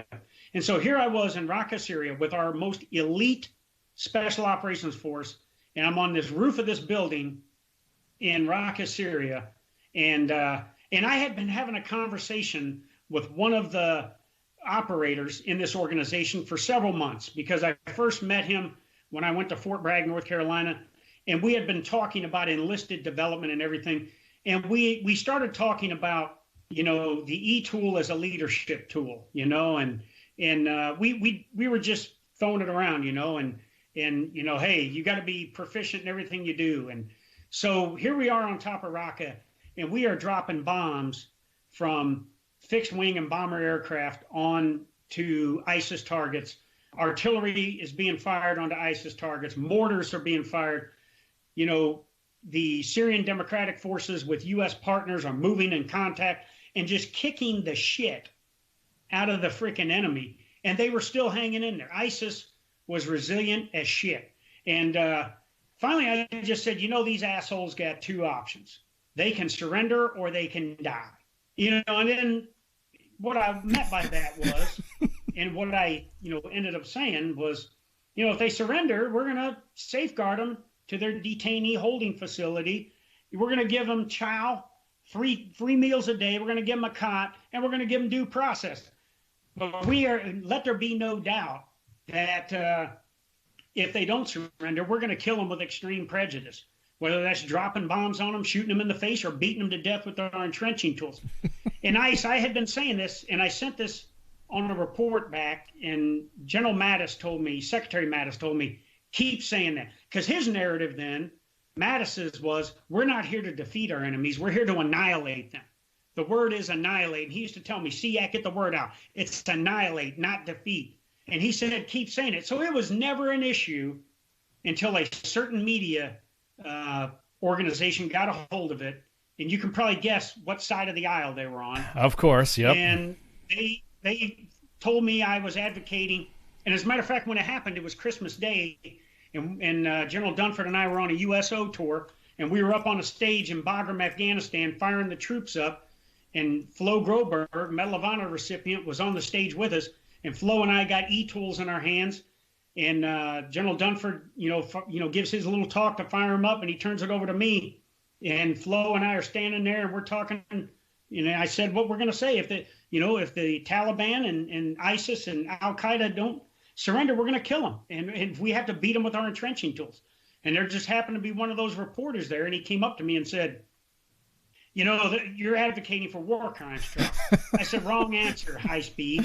I said, we train soldiers and Marines how to kill with non-standard weapons. And he said, well, I'm going to go public with this. I said, well, knock yourself out, dude. And then I thought about it for a second, and I said, as he walked away, I said, oh, shit. So I called up my public affairs advisor, an NCO, Master Sergeant Rob Couture, a guy that traveled all over the world with me when I was traveling alone. He normally didn't go with me when I went with Dunford because we had Dunford's PAO guy. But anyways, I called him up. He's at home in Fort Meade, Maryland. You know, his kids are opening Christmas presents. I said, Rob, I need some help, brother.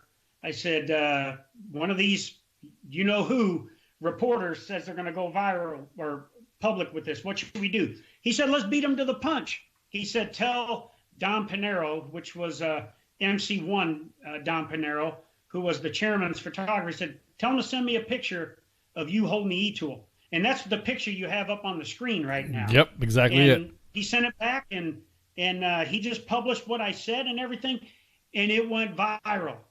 I mean, it just went crazy. And, you know, it was the 8th of January of 2018 when it went viral. And all of a sudden, Fox News picked it up. The Fox 5 reported it.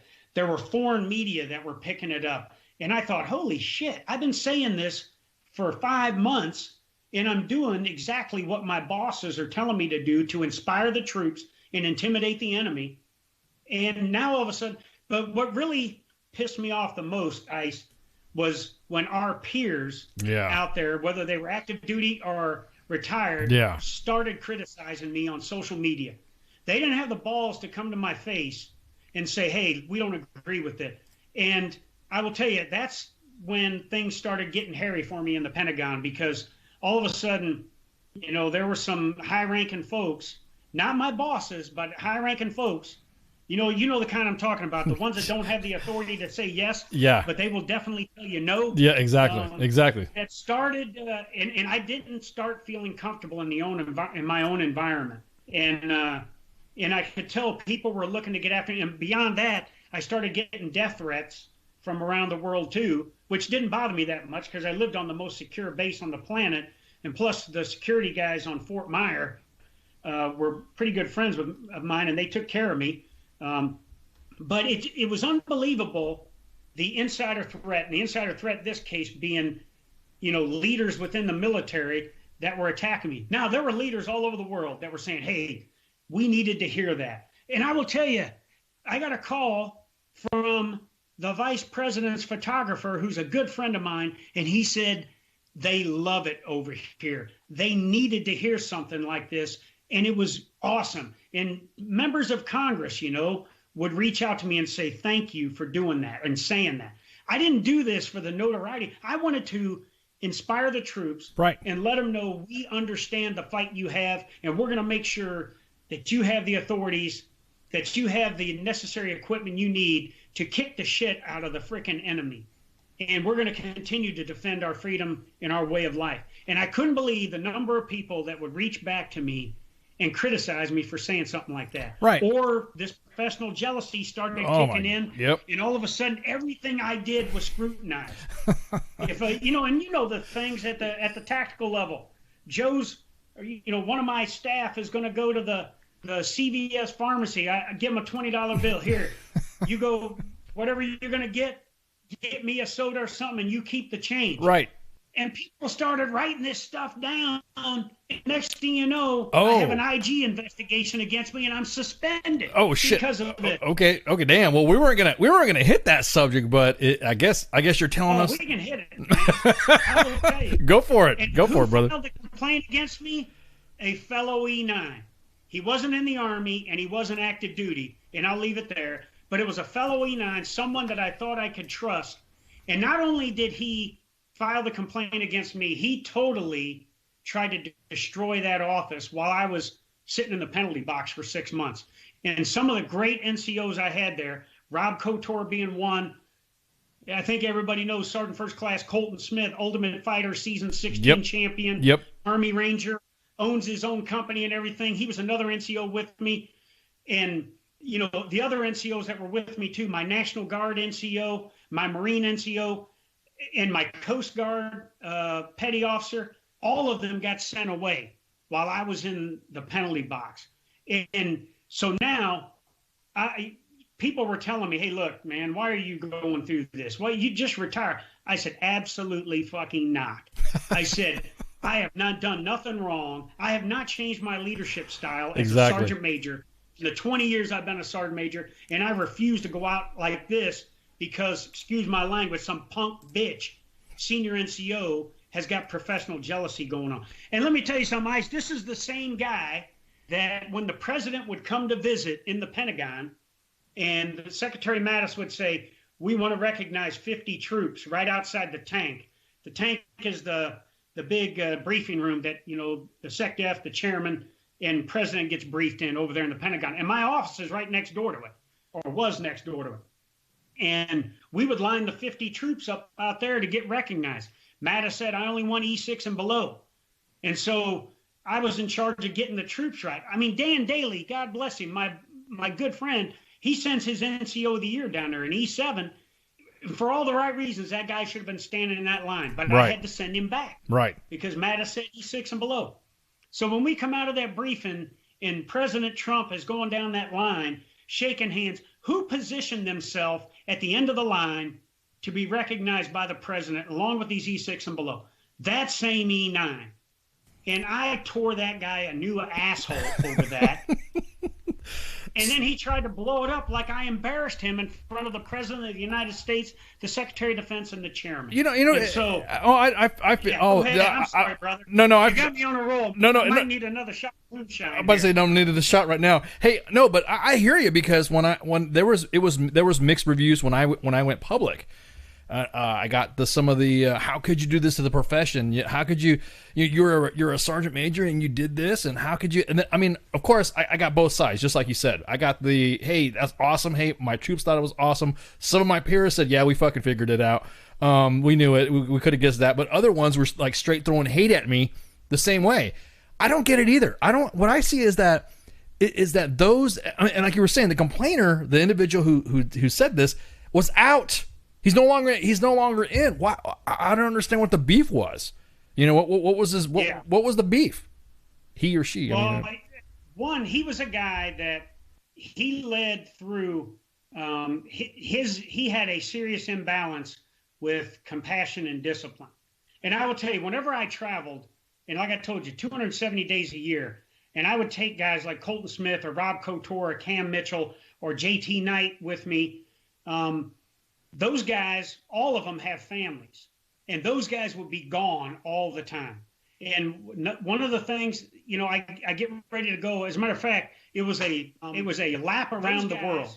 It was Secretary Mattis, General Dunford, and I, and the staffs, and we started in Washington D.C. and went west, and we finished back in Washington D.C. flying back east. I mean, we went to Hawaii, Thailand, Pakistan, Afghanistan, Japan, and then we ended up in Greece, and then we finished off in the UK, and then we came home.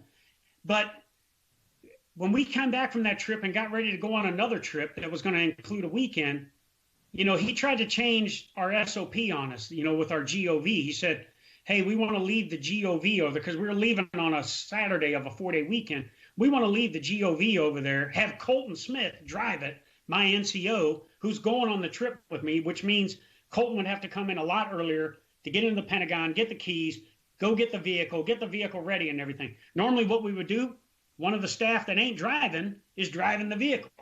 You know, makes sense, you know. And he said, well, I said, why are we changing SOPs? He said, well, I don't want to bring anybody else in on the weekend.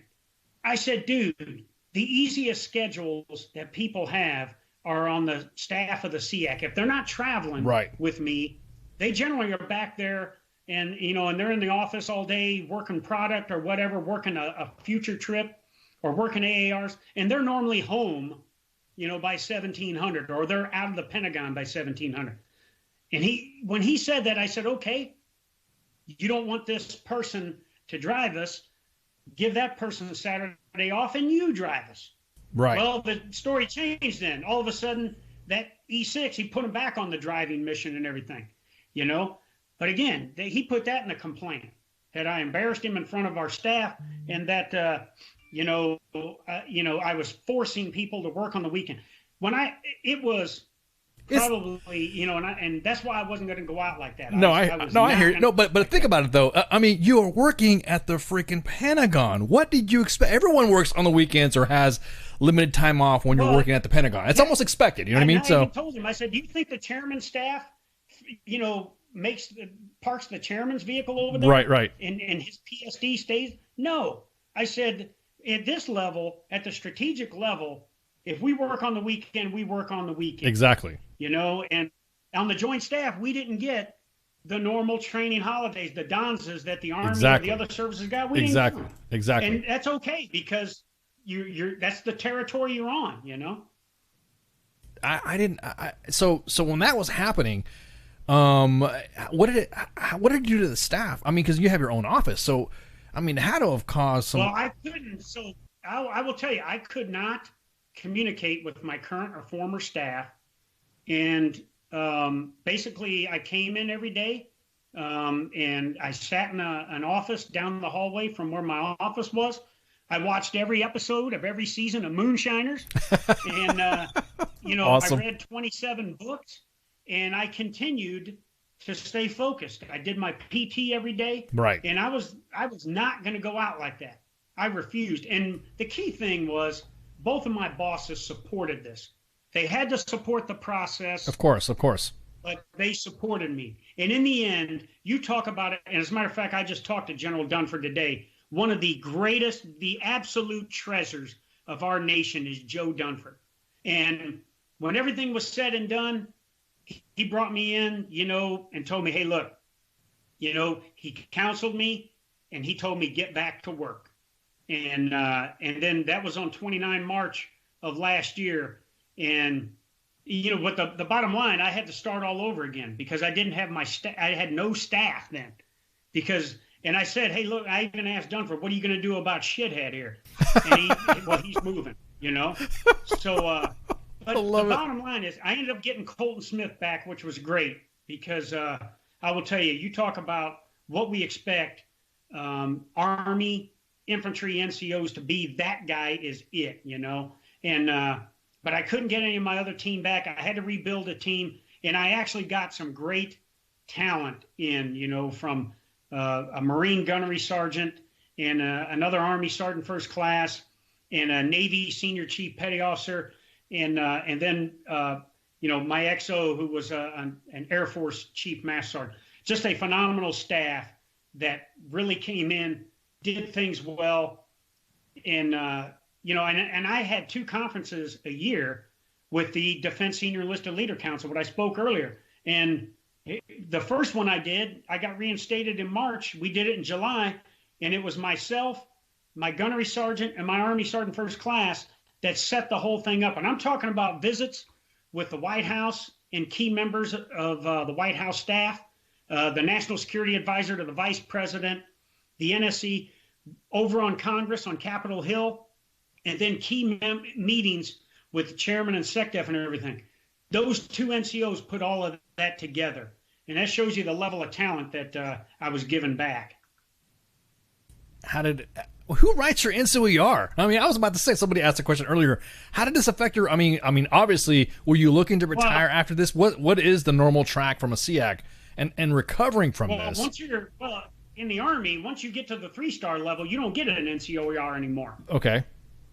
Yeah, so I haven't had an NCOER since 2011. Oh wow. Okay. So, there you go. Okay. And to tell you the truth, I didn't care about any of that. Right. When you get to a certain point where you're retirement eligible, you either serve based on what your experience tells you is legally, morally, and ethically right, and what it takes to be an asset that leads by example and is a member of a team and ain't afraid to share in the hardships with the troops, or you retire.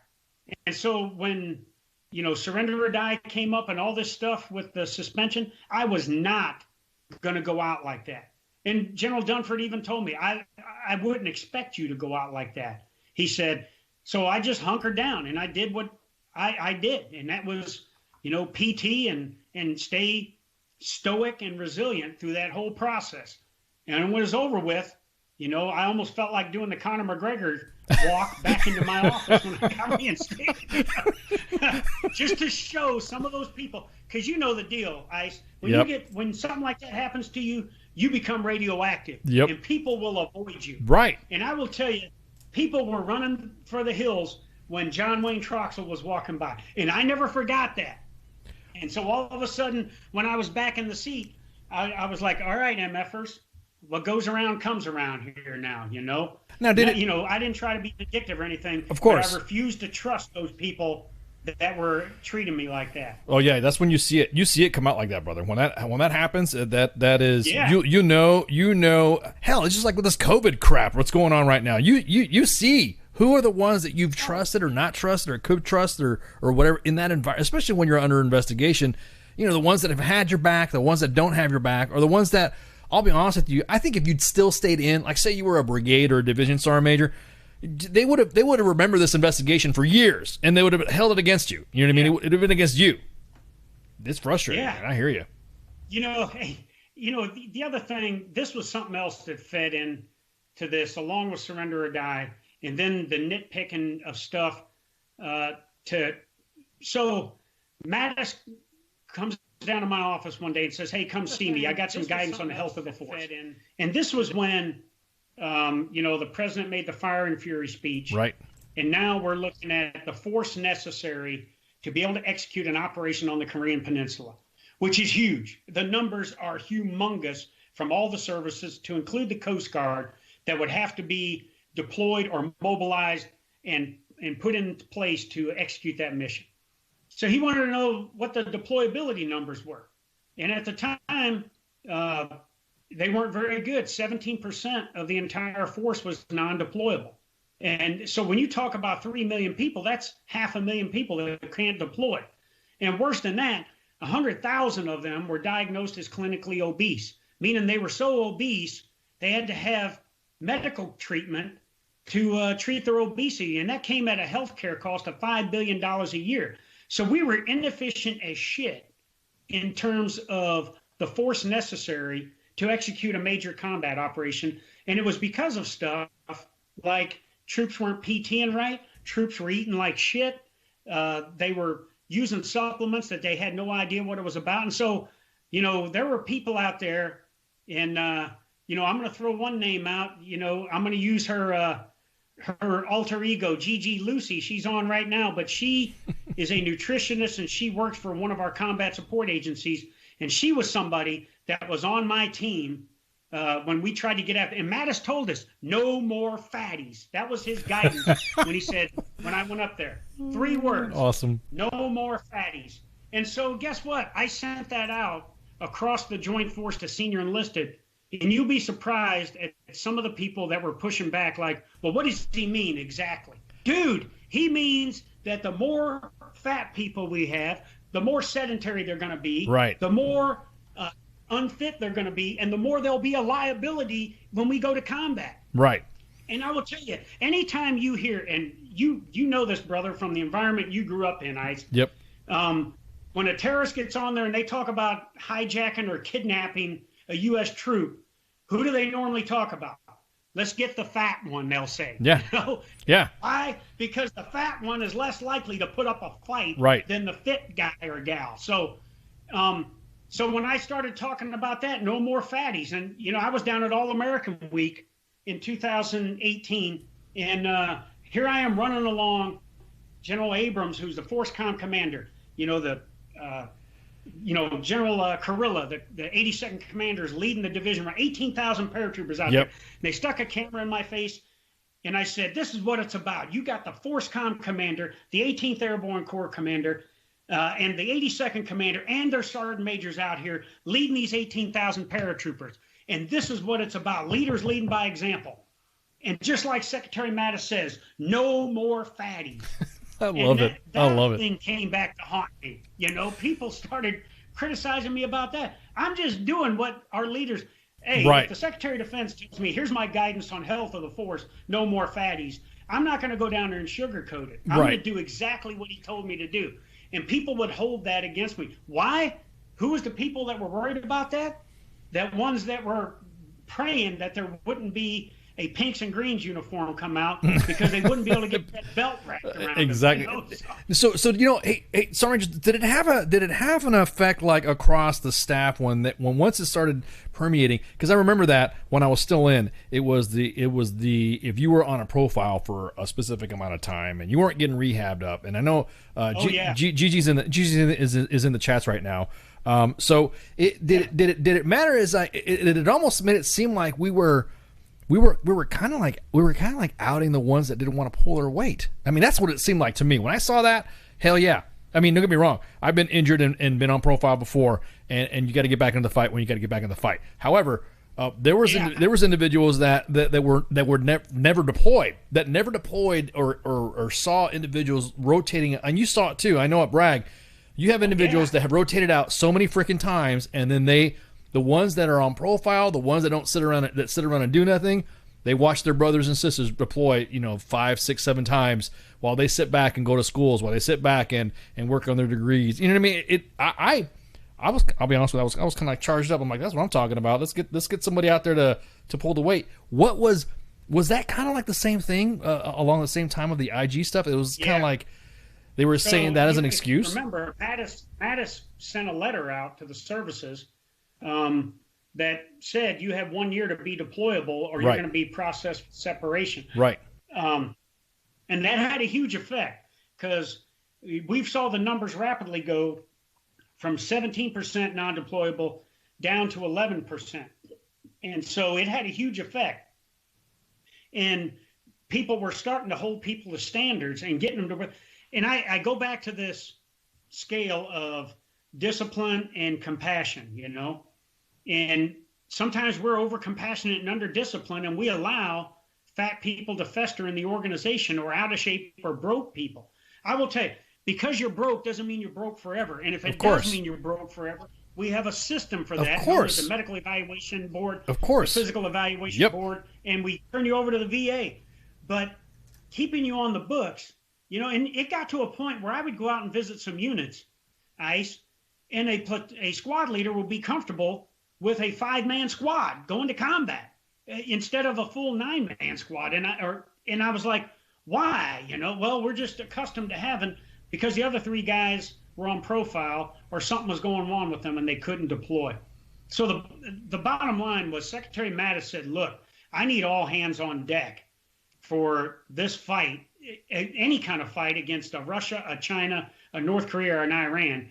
Specifically then it was North Korea. But and he said, we got to get after this and we got to get the force fit. Now, how on that note, how did it? And I'm sure now that you're retired, was it pretty scary at the deployment numbers of what we didn't have as Korea started wrapping up? Did you look at this because we deal with manning? That's our job. We're specific on manning. Yeah. Did you look at it and say, holy shit, we're kind of hurting here. We're going to be screwed if we don't get this fixed. Did you have some type of personal feelings about that as well? Seeing that because I know there was commanders that were starting to clear soldiers that shouldn't have even been cleared, so that way the USR would show that they were fixed. You know what I mean? That they were good to go. So I'm just wondering, what was your outlook when you started seeing that optic, that lens from your level? What was your personal? You're like, oh shit, we're screwed. You know what I mean? Well, so this was nothing new to me, Ice. When I was a Stryker Brigade Sergeant Major in 2007 and 8, we had to fight to get our numbers to 90% to deploy. Right. Because of people that were broke, and I knew. So at that time, and then when I came back from that deployment and I took over at Fort Knox as the Armor Center Sergeant Major, and what you talked about, and I started hearing about the numbers in TRADOC, this was 2008, and 37,000 troops in TRADOC all over the world or all over the United States had never been to combat. And the vast majority was because they were on some kind of physical limiting profile. So I knew the numbers were going to be bad. I didn't realize they were that bad, because I had only been focused back then on Army numbers. But when you look across the services, you know, the Marines obviously have the best numbers, okay? But, you know, I knew it would be bad, but I didn't know that it would be that much. That's and when over, you talk about that's the two number divisions. Of forces we would need. Yeah, that's two divisions. You know, yeah. That's two divisions. Oh, no, I'm talking 500,000 troops. Yeah. You know, that's the entire United States Army almost. Well, but this was, you know, active guard and reserve. Oh, okay, I see what you're saying. Yeah. Okay, so you know, 500,000. Like, half a million. Like three of our Marine Corps. That's the Marine Corps. So you have the equivalent size of the Marine Corps. I'm sorry, I thought you were talking about another number. I got those two numbers confused. So it was basically over 500,000 troops that have never deployed, that were never. I mean, me and Spanky talked about this a lot. We were talking about individuals like because when this thing first came up, and it was a heated argument. Is why isn't that time you didn't get all the guys and gals that were broken and okay, you're on profile, you can't go. Why can't we make them recruiters? Why could we make them part of the experience and all that, and then grab all the individuals that have been waiting out in freaking HQs and get their asses out there? Did you guys see that? Well, yeah. Again, so at the strategic level, you know what happens in Washington D.C. goes through layers after that, and you know that it goes through the services, but it also goes to the combatant commands, then to service component commands. It goes down through Force Commer TRADOC. It goes down, and by the time it gets to the tactical level, sometimes it gets filtered, and the desired effect that you were hoping for inside the Pentagon is not happening down there because of that. Right. But I will tell you, Secretary Mattis especially, that guy was hands-on, and when he wrote that letter, that was a message to every commander out there that you better get your stuff together, because you know we got to have a force ready to get after what the commander-in-chief wants us to get after. That's just insane. Everyone's like, right now, everyone's like kind of sinking it in right now that there is a the Marine Corps. We're not even counting the crayons. We're just counting about the Marines. Now after all this is said and done, all this is out. We're all ready to rock and roll. You're about ready to. What was the time for you to say, okay, all right, that's it. I'm ready to retire. What was can you kind of walk us through after that? Oh well, I had to retire. I couldn't go any higher. So when you come to Washington D.C., whether you're the SEAC, Sergeant Major of the Army, or one of the other service guys, you get sworn in, and you're going to do 4 years. And so my 4 years was coming up. And I knew I had to retire because I couldn't do anything else. Right. You know, some people get confused with the SEAC and the Sergeant Major of the Army position. The SEAC is actually a higher position than the Sergeant Major of the Army. And in fact, Dan Daly competed to be the SEAC to replace me. And General Milley didn't select him, but so I knew I had to go. And so when I got reinstated, I told my man, Colton Smith, I said, we're going to get out. We're going to get out and see the force. We're going to continue to do things we have to do, but I know that come December, you know, I'm going to be done, and I got to go. And so I just kept, you know, the dang pedal to the metal all the way. As a matter of fact, Thanksgiving Day I was in Afghanistan with General Milley and the president, and 2 weeks later I was coming out of position. You know, so right. And in between there, you know, I had to, you know, do my transition. I had to do my VA, you know, my retirement physical and all that stuff. But again, I had a great staff, and one NCO in particular, Sergeant First Class Chantel Dela Cruz Johnson. She absolutely took care of business so that I could get to my appointments and everything when I came back from overseas and when I came back from traveling with the chairman and everything. And so 13 December, I switched out, and I haven't looked back since, because I'm on a mission now, ICE, to continue to help the service members, their families, most importantly, our veterans. And veteran suicide is something that I'm really getting after. Veteran employment is something else I'm getting after, but also making sure that we're taking care of the men and women still in uniform. I'm still not trying to be the SEAC. I'm not trying to be a command sergeant major. I'm not calling up Shane Pospisil out here. I live in Lakewood, Washington, right outside JBLM. I'm not calling the First Corps Sergeant Major and saying, hey, dude, what are you doing about the mold in the barracks? If I didn't get it right when I was on active duty, shame on me. I've got a complete confidence that the force that's on active duty now and our Guard and Reserve are capable to handle any kind of crisis or anything that comes after our freedom and our way of life. So I'm here to support now, and I'm working for a lot of veteran and military support organizations, and just enjoying life, being retired now with my wife and being around my kids and grandkids. Grandkids, wow, okay. Well, you've been like 37 years of service, yeah, of course. Did it?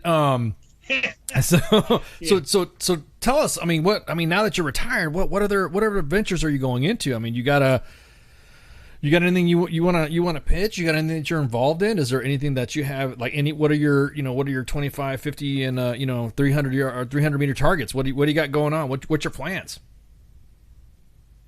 Well, I'm to continue to do what I just said. So, I'm working for the U.S. Chamber of Commerce, Hiring Our Heroes as a brand ambassador. When Hiring Our Heroes is all about getting transitioning service members employment. I'm working with Veterans Lending Group, a premier, I call it the special operations of mortgage companies. They are huge because they hire veterans, they hire military spouses, but more importantly, they are all about looking out for the troops and making sure they understand their VA benefit and they get their VA home loan process. I'm a brand ambassador for them. I'm also working for Eyewear Safety Systems as a brand ambassador, the company that provides eye protection for our troops that go to combat. I'm also working with Alpha Warrior, another company that's in the fitness industry that's all about developing fitness centers that not only get after training and performance, but preparation and recovery. And they're doing a lot with our military right now. Believe it or not, I am a military consultant for a film company, Film 45. Oh, really? Okay. Yeah. Well, when I tell people when they get out of the military, make sure you're building a network. And through my networking processes, I was introduced to a guy that introduced me to somebody that got me hired on with Film 45.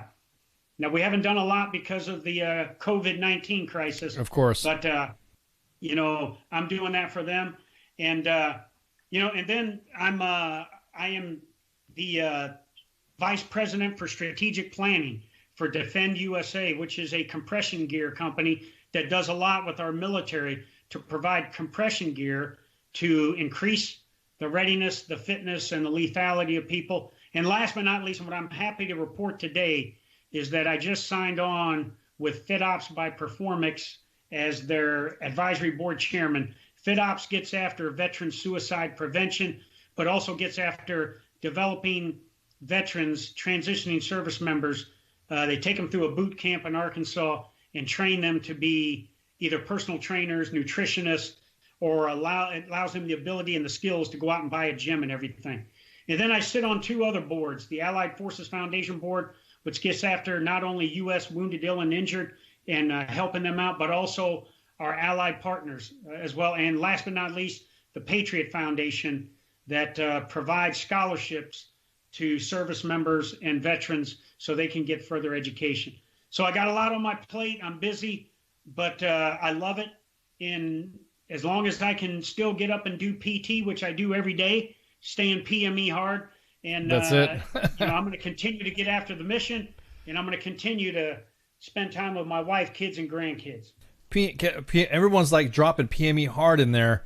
What does that mean? Because you've had some individuals that have served with you in the past that are dropping that in there. Well, what is PME? Maxville, yep. Posting on there.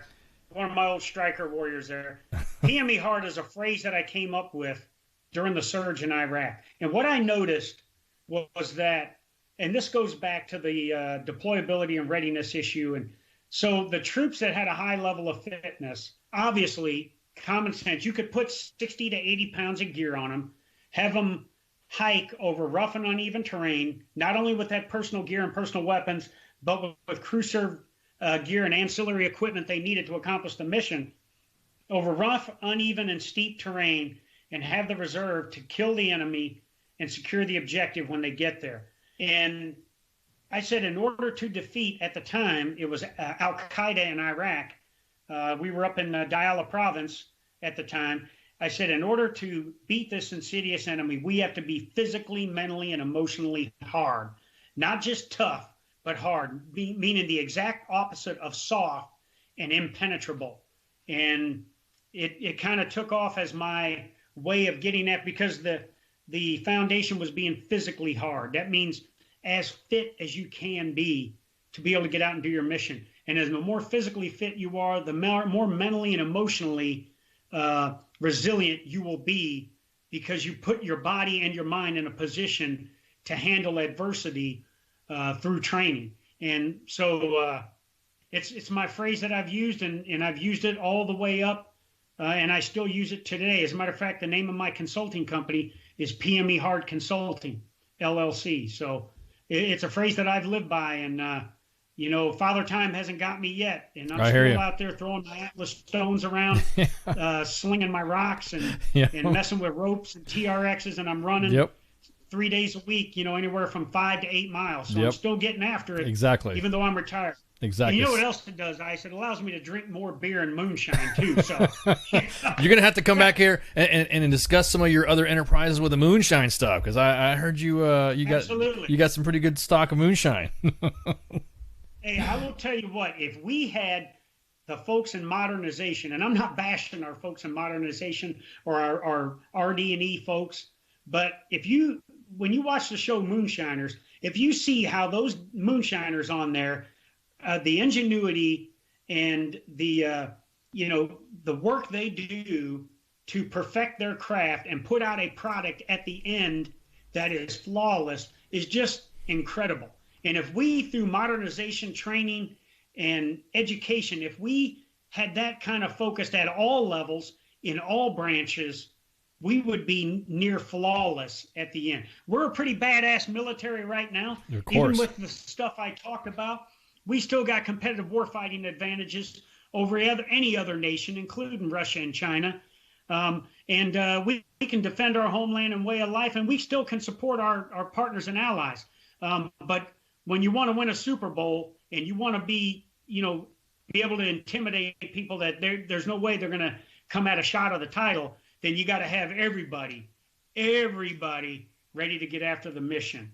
And like I said, people get hurt doing military stuff and doing high-end stuff, but that doesn't mean that they're hurt forever. And if they are hurt forever, there's a process for that. Exactly. And we get somebody else in to do the job. Right, and that's what some of the thing I think had a lot of fear to everyone not seeking help, is that they were afraid of the process not being. I don't think anybody sat down and said, "Hey, this is how you get help, and this is how we get you moved out." Everyone saw it as a negative thing as opposed to actually helping. In your programs that you're working with right now, what have you seen so far now that you've been out when it comes to veteran suicide? What have you? Can you give us some little events that have happened? Any scenarios that we could be looking out for too? Yeah, and hey, to be transparent, I was about a year out. This was right after I got reinstated. Right. And then I started doing the things, to start getting ready for retirement. And my wife came to me one day and said, "Hey, look, you need to go get some help." I said, "What are you talking about?" She goes, "Hey, here in less than a year, all of this is going to be gone. 38 years of the military is going to be gone. And it's just going to be me and you in our house and our kids and grandkids. And we can't live like this." Because I was angry all the time, and when I look back on it, so first of all, I went to see somebody because I wanted to appease my wife. And what I realized when I got in there, the therapist that helped me, she ripped my head open and was reading my brain. And she didn't baby me. She wasn't sympathetic. She held me to a snake, because the last thing I want is people feeling sorry for me, of course, or trying to give me sympathy. Okay. And so I started going to therapy, and I saw how it helped me, and it really helped me to drive down that anger from being suspended and the backlash from surrender or die, but more importantly, the grief that I had from losing 54 of my troops in my Stryker Brigade in 2007 and 8, and over 500 severely wounded, the 332 we lost in the Corps, in 2011 and 12 in Afghanistan, and the over 1,000 wounded. And then the 4 I lost as a squadron sergeant major in 0304, and the over 50 we had wounded there. I was living through, and even back to Just Cause and Desert Storm, my combat tours there, when I first saw, flag draped coffins coming home and everything. This grief had been with me, but also what has been with me and what's with all of us, and I guarantee you're the same way, is fear. And it's not fear of an enemy. And it's not fear to go in harm's way. It's fear of not being prepared. And so when somebody startles you, when somebody would startle me, I would get absolutely pissed, not at the person for startling me, but pissed off at myself that I got caught unprepared. Or if when we go into a restaurant, when we can go into restaurants, and we look for the primary and alternate and supplementary high-speed avenues of approach, and we put our back so we can see them all, that's normal. That is a normal reaction to the abnormal shit we've been through in combat and in our career. And we got to continue to get after the stigma that says, hey, you can't go and see help. As much as we want to have this attitude of surrender or die, and we will drop bombs, shoot you in the face, or beat you to death with an entrenching tool, we still have to have the same kind of macho attitude about, I may need help because of what I've been through. Because I will tell you that adversity is something that we can guarantee on. We all know in a combat scenario, but the adversity that comes along with a career in the military, dealing with bad shit, it adds up. And so in the end, when I started getting help, I said, this is my calling right here, because I know there are people out there. I talk to troops all the time. The hardest warriors on the planet that I serve with, the finest men and women our nation can put out, and I talk to them all the time. I'm on the phone at 1 o'clock in the morning with a kid about to put a gun in his mouth, and he was one of the hardest fighters I ever had in one of my organizations. So it's a reality, and we got to get after this stuff. And I'm just passionate about it now.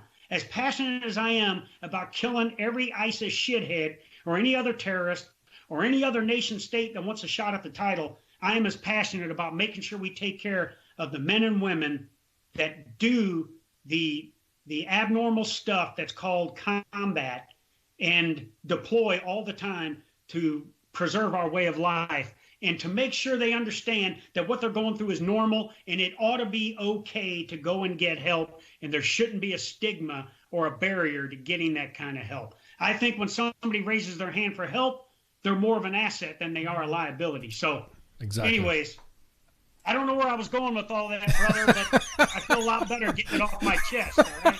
But I'm just passionate about this stuff, man.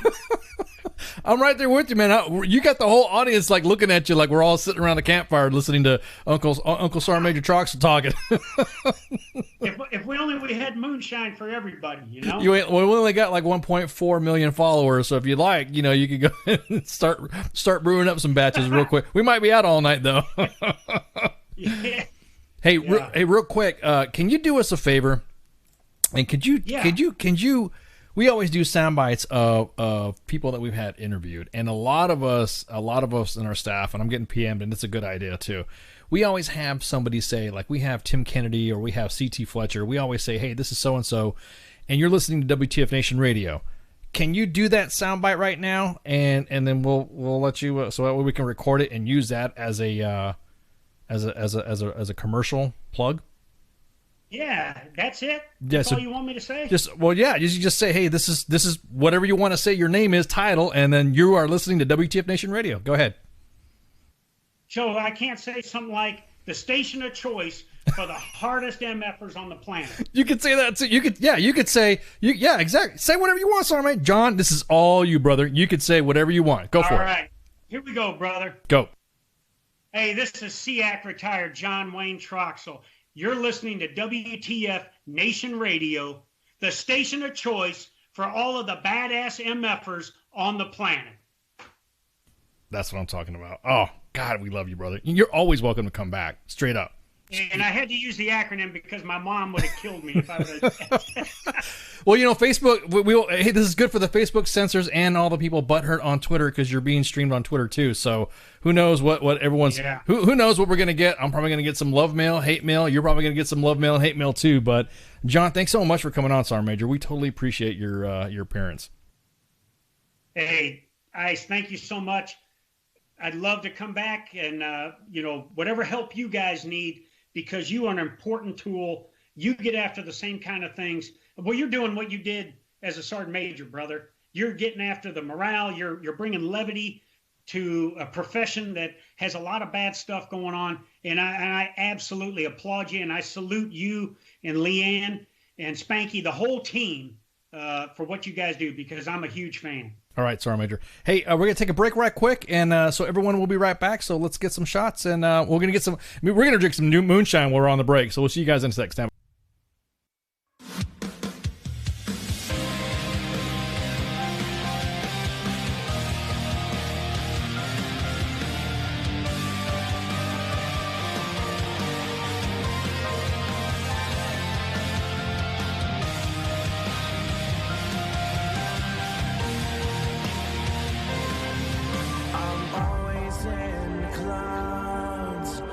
looking up and fading out. Cirrus shapes I found blow me away.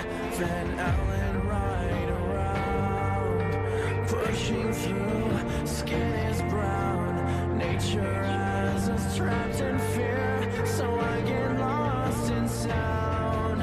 I wonder if you'll ever know why I am the way I am. I've been thinking a lot about time.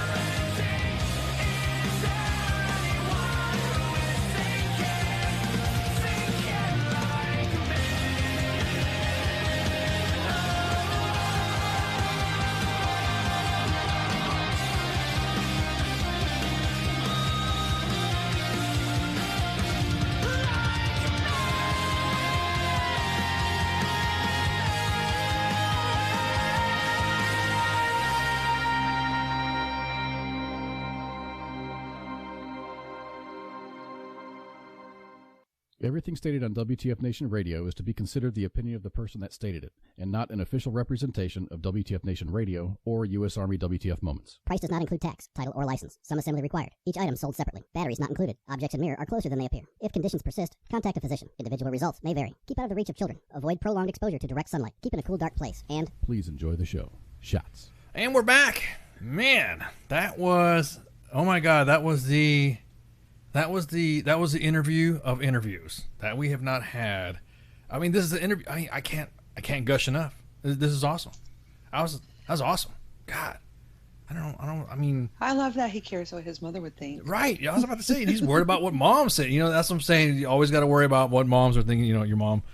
God, that's a genuine, exactly that, Jake, genuine badass. This is one of those interviews that, holy shit, I did not think that.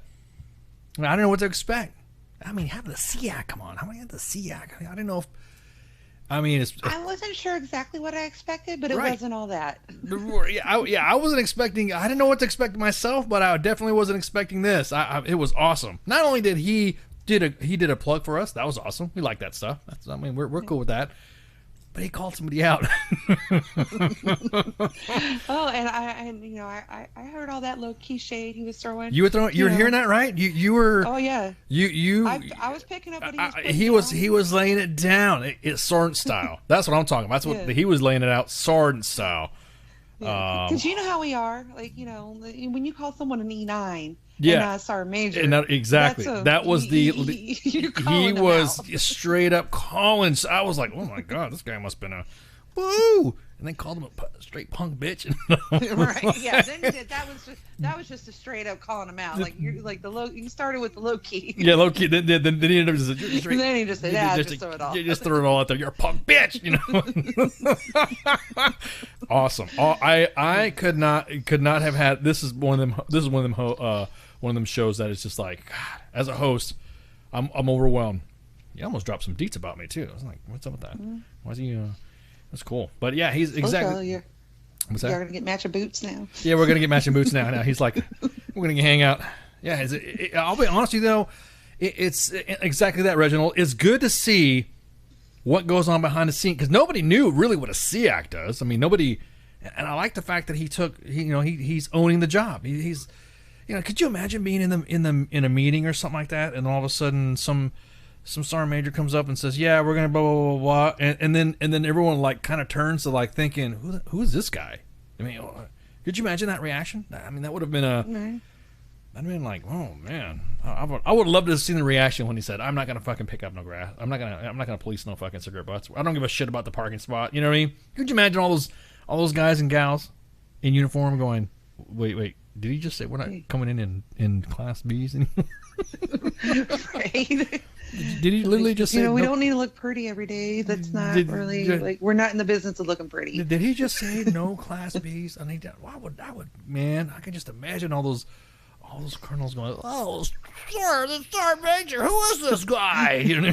I mean, didn't he call out the Navy like they were all about looking pretty? Yeah, I'm about to say that's what I'm talking about. That's what I think. See. That's what I'm saying. That's WTF Nation right there. It's down to earth, you know, calling it what it is. Man, don't be a low key E9 bitch. You know? I love it, man. That was awesome. You straight called him out. That's totally is. Yeah. Anyway, so I mean, you know, they're out there. We all know. Right. At every level. Right. Well, yeah, we do. It's just that at every level. When he was talking about the fact that there was just some low key shade and how much shade he was getting for doing what he was doing and all that, I'm thinking, dang, you know, I was looking at my situation like, well, shit, that's kind of the drama that I'm getting. I'm getting some of that drama. People just don't want to deal. Oh, what he runs? He's part of, or he runs the radio station, and he's part of WTF. I don't want to work with him. I don't want to talk. We shouldn't talk anymore. I'm like, what are you talking about? What's the deal? What's the shade? Why is the drama? Exactly that. You could totally tell he didn't like sidewalk soldiers. Exactly. Didn't like sidewalk soldiers at all. That's what I'm talking about. That term. That's an old term, by the way. Everyone acting like I just introduced something. That's an term. That's an old term. Sidewalk soldiers, sidewalk drill sergeants. Those are the ones that. Those are the ones. Yeah, exactly. Sergeant Major wants us to walk on this grass. Who is this unicorn? Exactly, cause. No, that's sidewalk soldier. Yeah, those are the ones that want to press their uniform, their OCPs. They want to press their ACUs. They want to use starch. We don't care about grass anymore, anyways.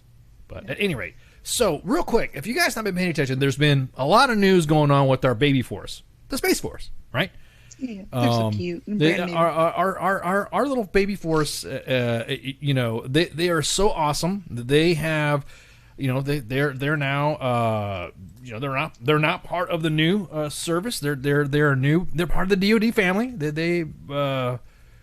I kind of think I think it's cool. They got their stuff. They're I think some of the stuff they've seen. I think there's a large transition of individuals going from the Air Force, from the Army. They all want to join the Space Force, right?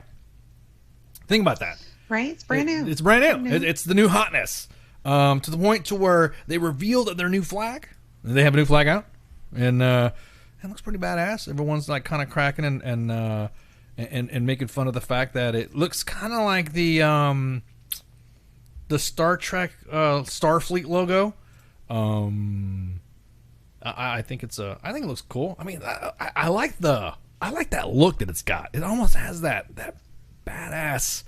I don't know. Look, it's got the black and gray. It's got their flag. I mean, a little close up on the flag right there. Look at that stuff. That's like Halo. That's like almost Starfleet like. That has been badass. I look at that shit. I'm like, God, dude, that's. We don't have a. Well, yeah, you got to have like space colors. Right. Well, it's space. It's stars and the darkness of space. Yeah. It's like pitch black or blue or whatever. But it looks cool. It looks sleek. It looks like very it looks very I don't know. It looks very I don't know. This looks Space cool. Forces. Yeah, Space Forces. How do you say that? How do you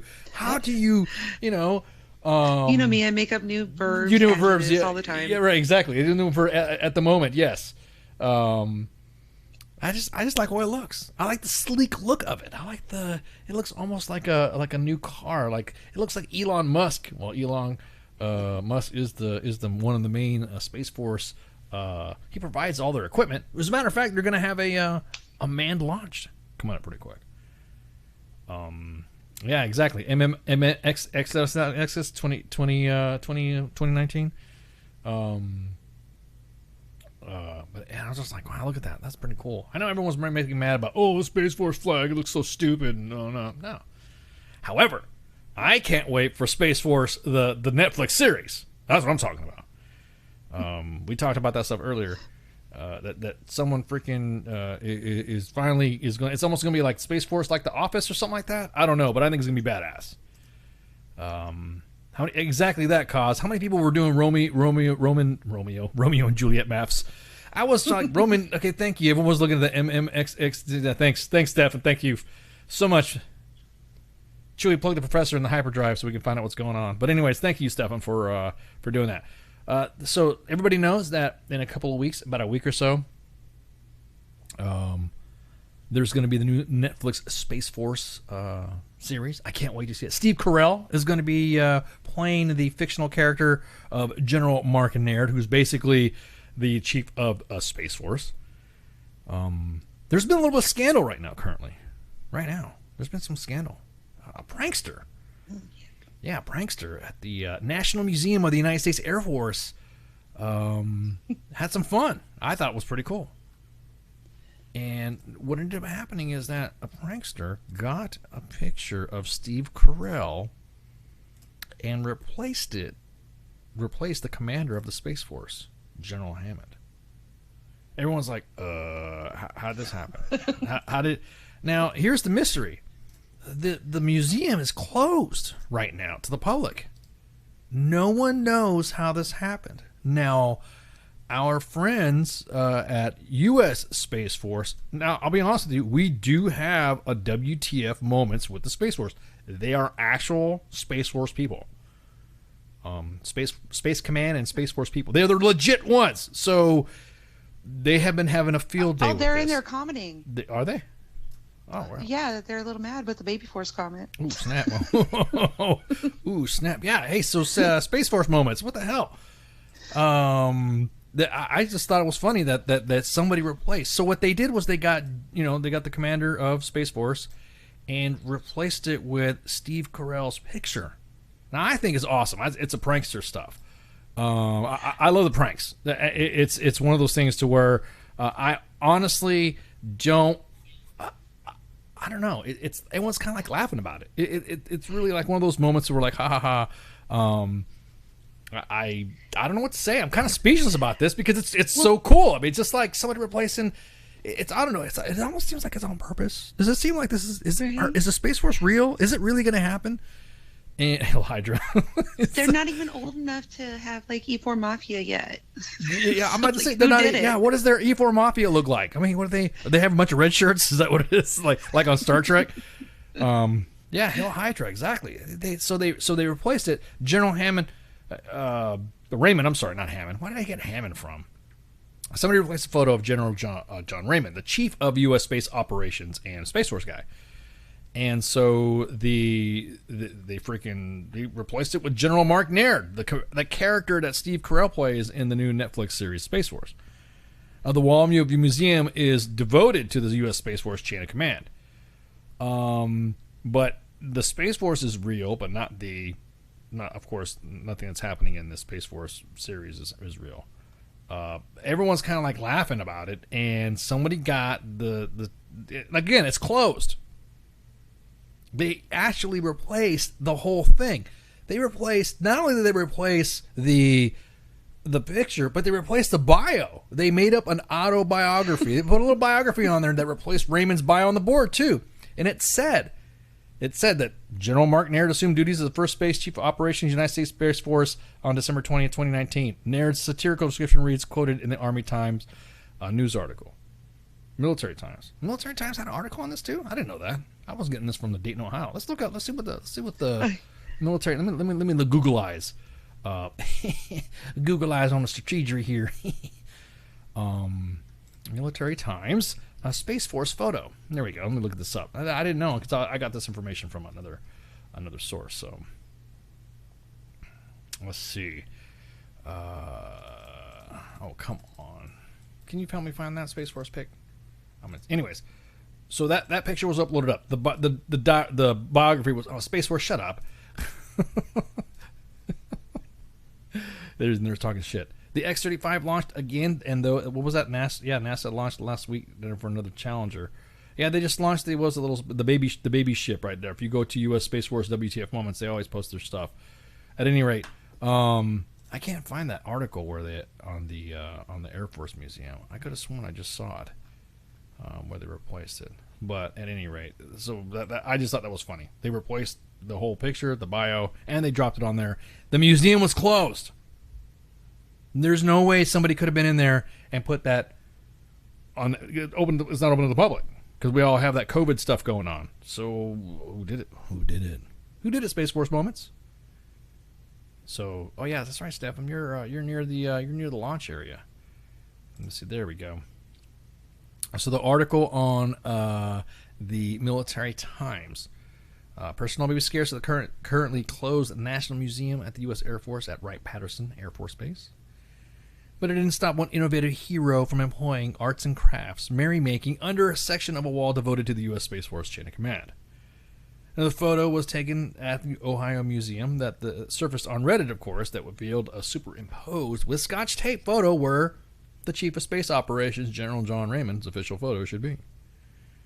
The replacement? None other than General Mark R. Naird, Steve Carell's character in the upcoming Netflix comedy series Space Force. The obvious nod is to President Donald Trump's launch of the U.S. military's newest branch. The image of Naird came complete with biography that replaced Raymond's. Didn't really go into this, but General Mark Naird assumed duties of the Space Force, Chief of Space Operations of the United States Space Force on December 20th, 2019. The U.S. Space Force is responsible for providing resilient, defendable, affordable space capabilities for the nation and the joint force. It is the duty of the U.S. Space Force to protect interests of the United States in space, deter aggression in, from, and to space, and conduct prompt and sustained space operations of excellence. Exactly how long the image was blanketed has blanketed Raymond's is unknown. Another error captured in image led to believe that Carell's disinclined facial expression could remain for some time. I think it's hilarious. I think it's. I'll be honest with you. I think they should leave it up there. I think they should. Yeah, I think they should leave it up there. I think they should pay homage to this. The museum staff, however, doesn't want to talk about it, and they don't want to know how it happens. I think it's awesome. There's probably cameras. They probably know who did it now. Yeah, exactly. I don't know. I mean, think about it. If it's already up there and it's supposed to be closed, it's got to be one of their own. Yeah, it's an inside job. Yeah, I think it's so. I think so too. I think somebody knows who said it and didn't want to. They want to blab because somebody will get in trouble because it's a freaking official military. Space Force. Snitches get stitches. Right. Exactly. So that was the story that we were just covering. Lately, there's been a lot of cover-ups lately. There's another story that we had right here, but we were gonna post this later. But like I said, it was going to be a video of a Tinker airman that was riding at 183 miles an hour near Tinker Air Force Base, Oklahoma, and Senior Airman Michael Alexander Workman of the 965 Airborne Control Squadron at Tinker was arrested after taking his motorcycle off for a spin. This happened about a month ago. And he was going 180. First, it was going to be 80 miles an hour in a 70 miles home. So he was going to get a freaking ticket and just get pulled over. That's what the cop said. And the situation escalated once the motorcyclist sped up and was doing some unsafe lane changes. And then the motorcycle, his buddy, and it was two motorcyclists. Him and his buddy were hauling ass and accelerated to 183 miles an hour. I'm surprised the cop car kept up. Cop said, "Hey, you almost killed people out here. You would have just gotten a ticket. And, you almost kill yourself." Yeah. So I was like, that was going to be the story before we got into the Space Force. I just think it's funny. I'll be honest with you. Welcome to the ranks, Space Force. welcome to the ranks. I know you don't like us, dirt force people. They also call them wet force for the Air Force. They call the I don't know what they call it. They call it the Air Force Zoom Force or something like that. I can't remember. I just think it's funny that they're sitting there busting balls on each other. But again, good sense of humor. It's okay. Yeah, everyone's laughing about it. Everyone's got a good sense. No one's seriously butthurt about it. Hopefully, no one's butthurt about it. You should be butthurt. I think just take a freaking joke. Probably it'll be just the one guy that'll go back into the company when they say don't go to the company. It'll be that one. It'll be that one. Space exactly. Force will get one of those guys. The Space Force will get one of those guys. And hey, real quick, one other thing before we go on to some house cleaning. On the radio page, U.S. Army, because we broadcast on 3 Facebook pages now, U.S. Army WTF Moments videos, and then you're noticing probably some more pickups, some vids and stuff like that on there. WTF Nation Radio, and of course, U.S. Army WTF Moments. On WTF Nation Radio's Facebook page, we posted a video about one of our guests. I keep saying host. I think I want to hire him. One of our guests came on, and his gym in North Carolina was raided unlawfully. I don't want to say raided. It's just somebody just walked into his place and used the excuse that, we just had this key card here for a long time, and we're just doing a welfare check. No, you just walked into somebody's place and did some shit. So you guys, gals, check it out.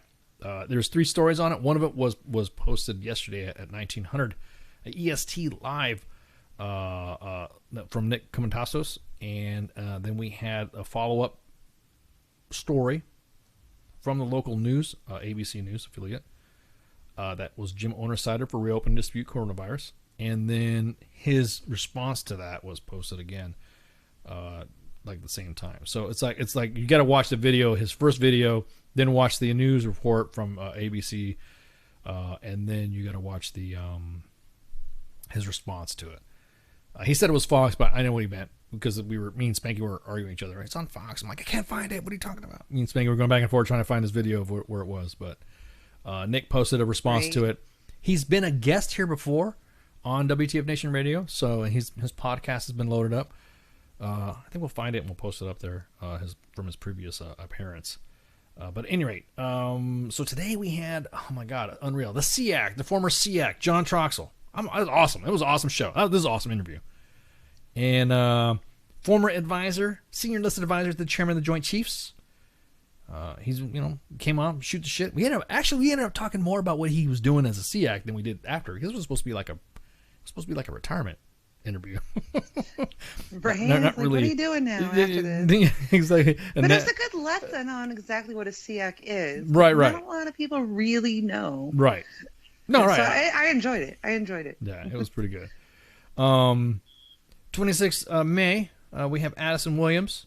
Oh, I'm sorry. I totally skipped a couple of days, man. Shoot. Let me go back here to Sunday. This coming Sunday, we have Lauren Tomasini. And we'll be joining Cause and Al to dispel a lot of the myth that comes to the end-of-life planning and benefits regard to the VA. A lot of veterans believe that the VA takes care of everything, and she just wants to make sure what they do and what they do not handle. Again, I think it's going to be an informative show. I'm going to tune into that. And then Tuesday, we have on Pop Culture Warrior with CQ is going to be Addison Williams. He's going to come on and shoot the breeze with us about 98 to go.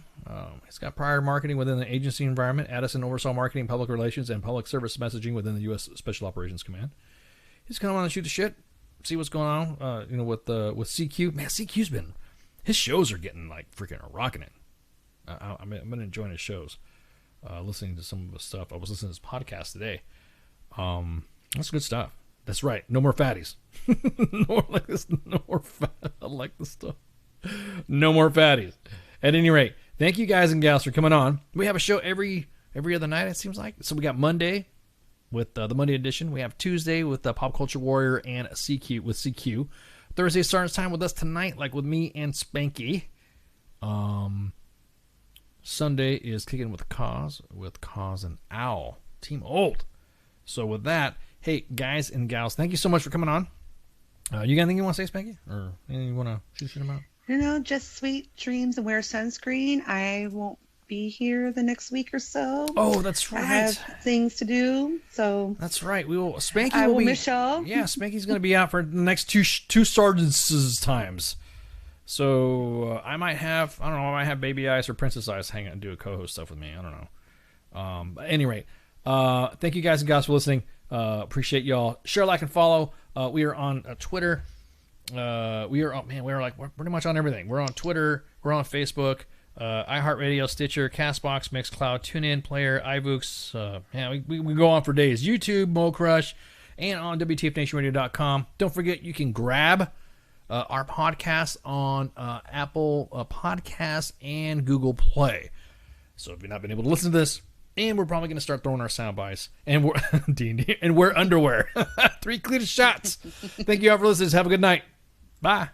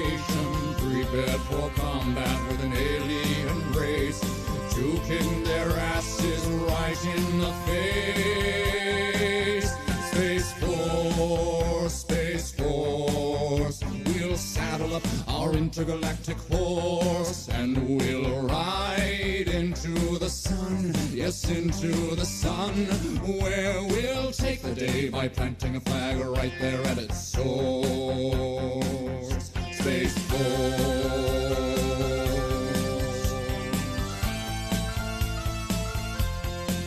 And now they say that they've discovered discovered life up there on Mars. So let's blow it all to hell and then claim it for ours. We'll paint the moon red, white, and blue for no other reason than we wanted to. Oh, Jupiter, imagine what you could become. A stupid, pointless planet turned into a giant gun. And Russia, so sorry, have to burst your bubble. Be a good sport now, sit back, relax, and watch us through the Hubble as we celebrate the greatness of the United Planets of America. Space Force, Space Force, we'll saddle up our intergalactic horse and we'll ride into the sun, yes, into the sun, where we'll take the day by planting a flag right there at its source. Space Force.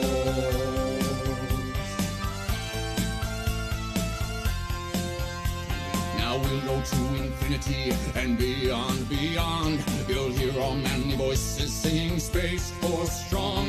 The critics say sound doesn't travel in space, to which we reply sound will do as we say. Oh, Captain Kirk, your achievements, though notable and fine, as far as we're concerned, this is Deep Space Mine. And big fans, but Lord Vader, step away from the lightsaber. There can only be one, of course. Space Force.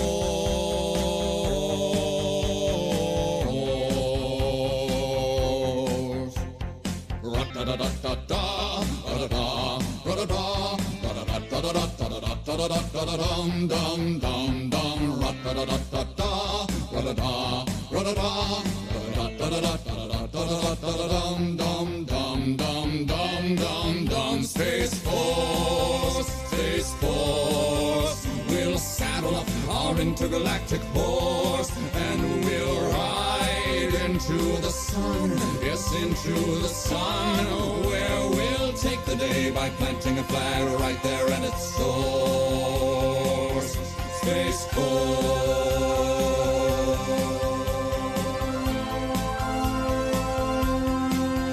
Space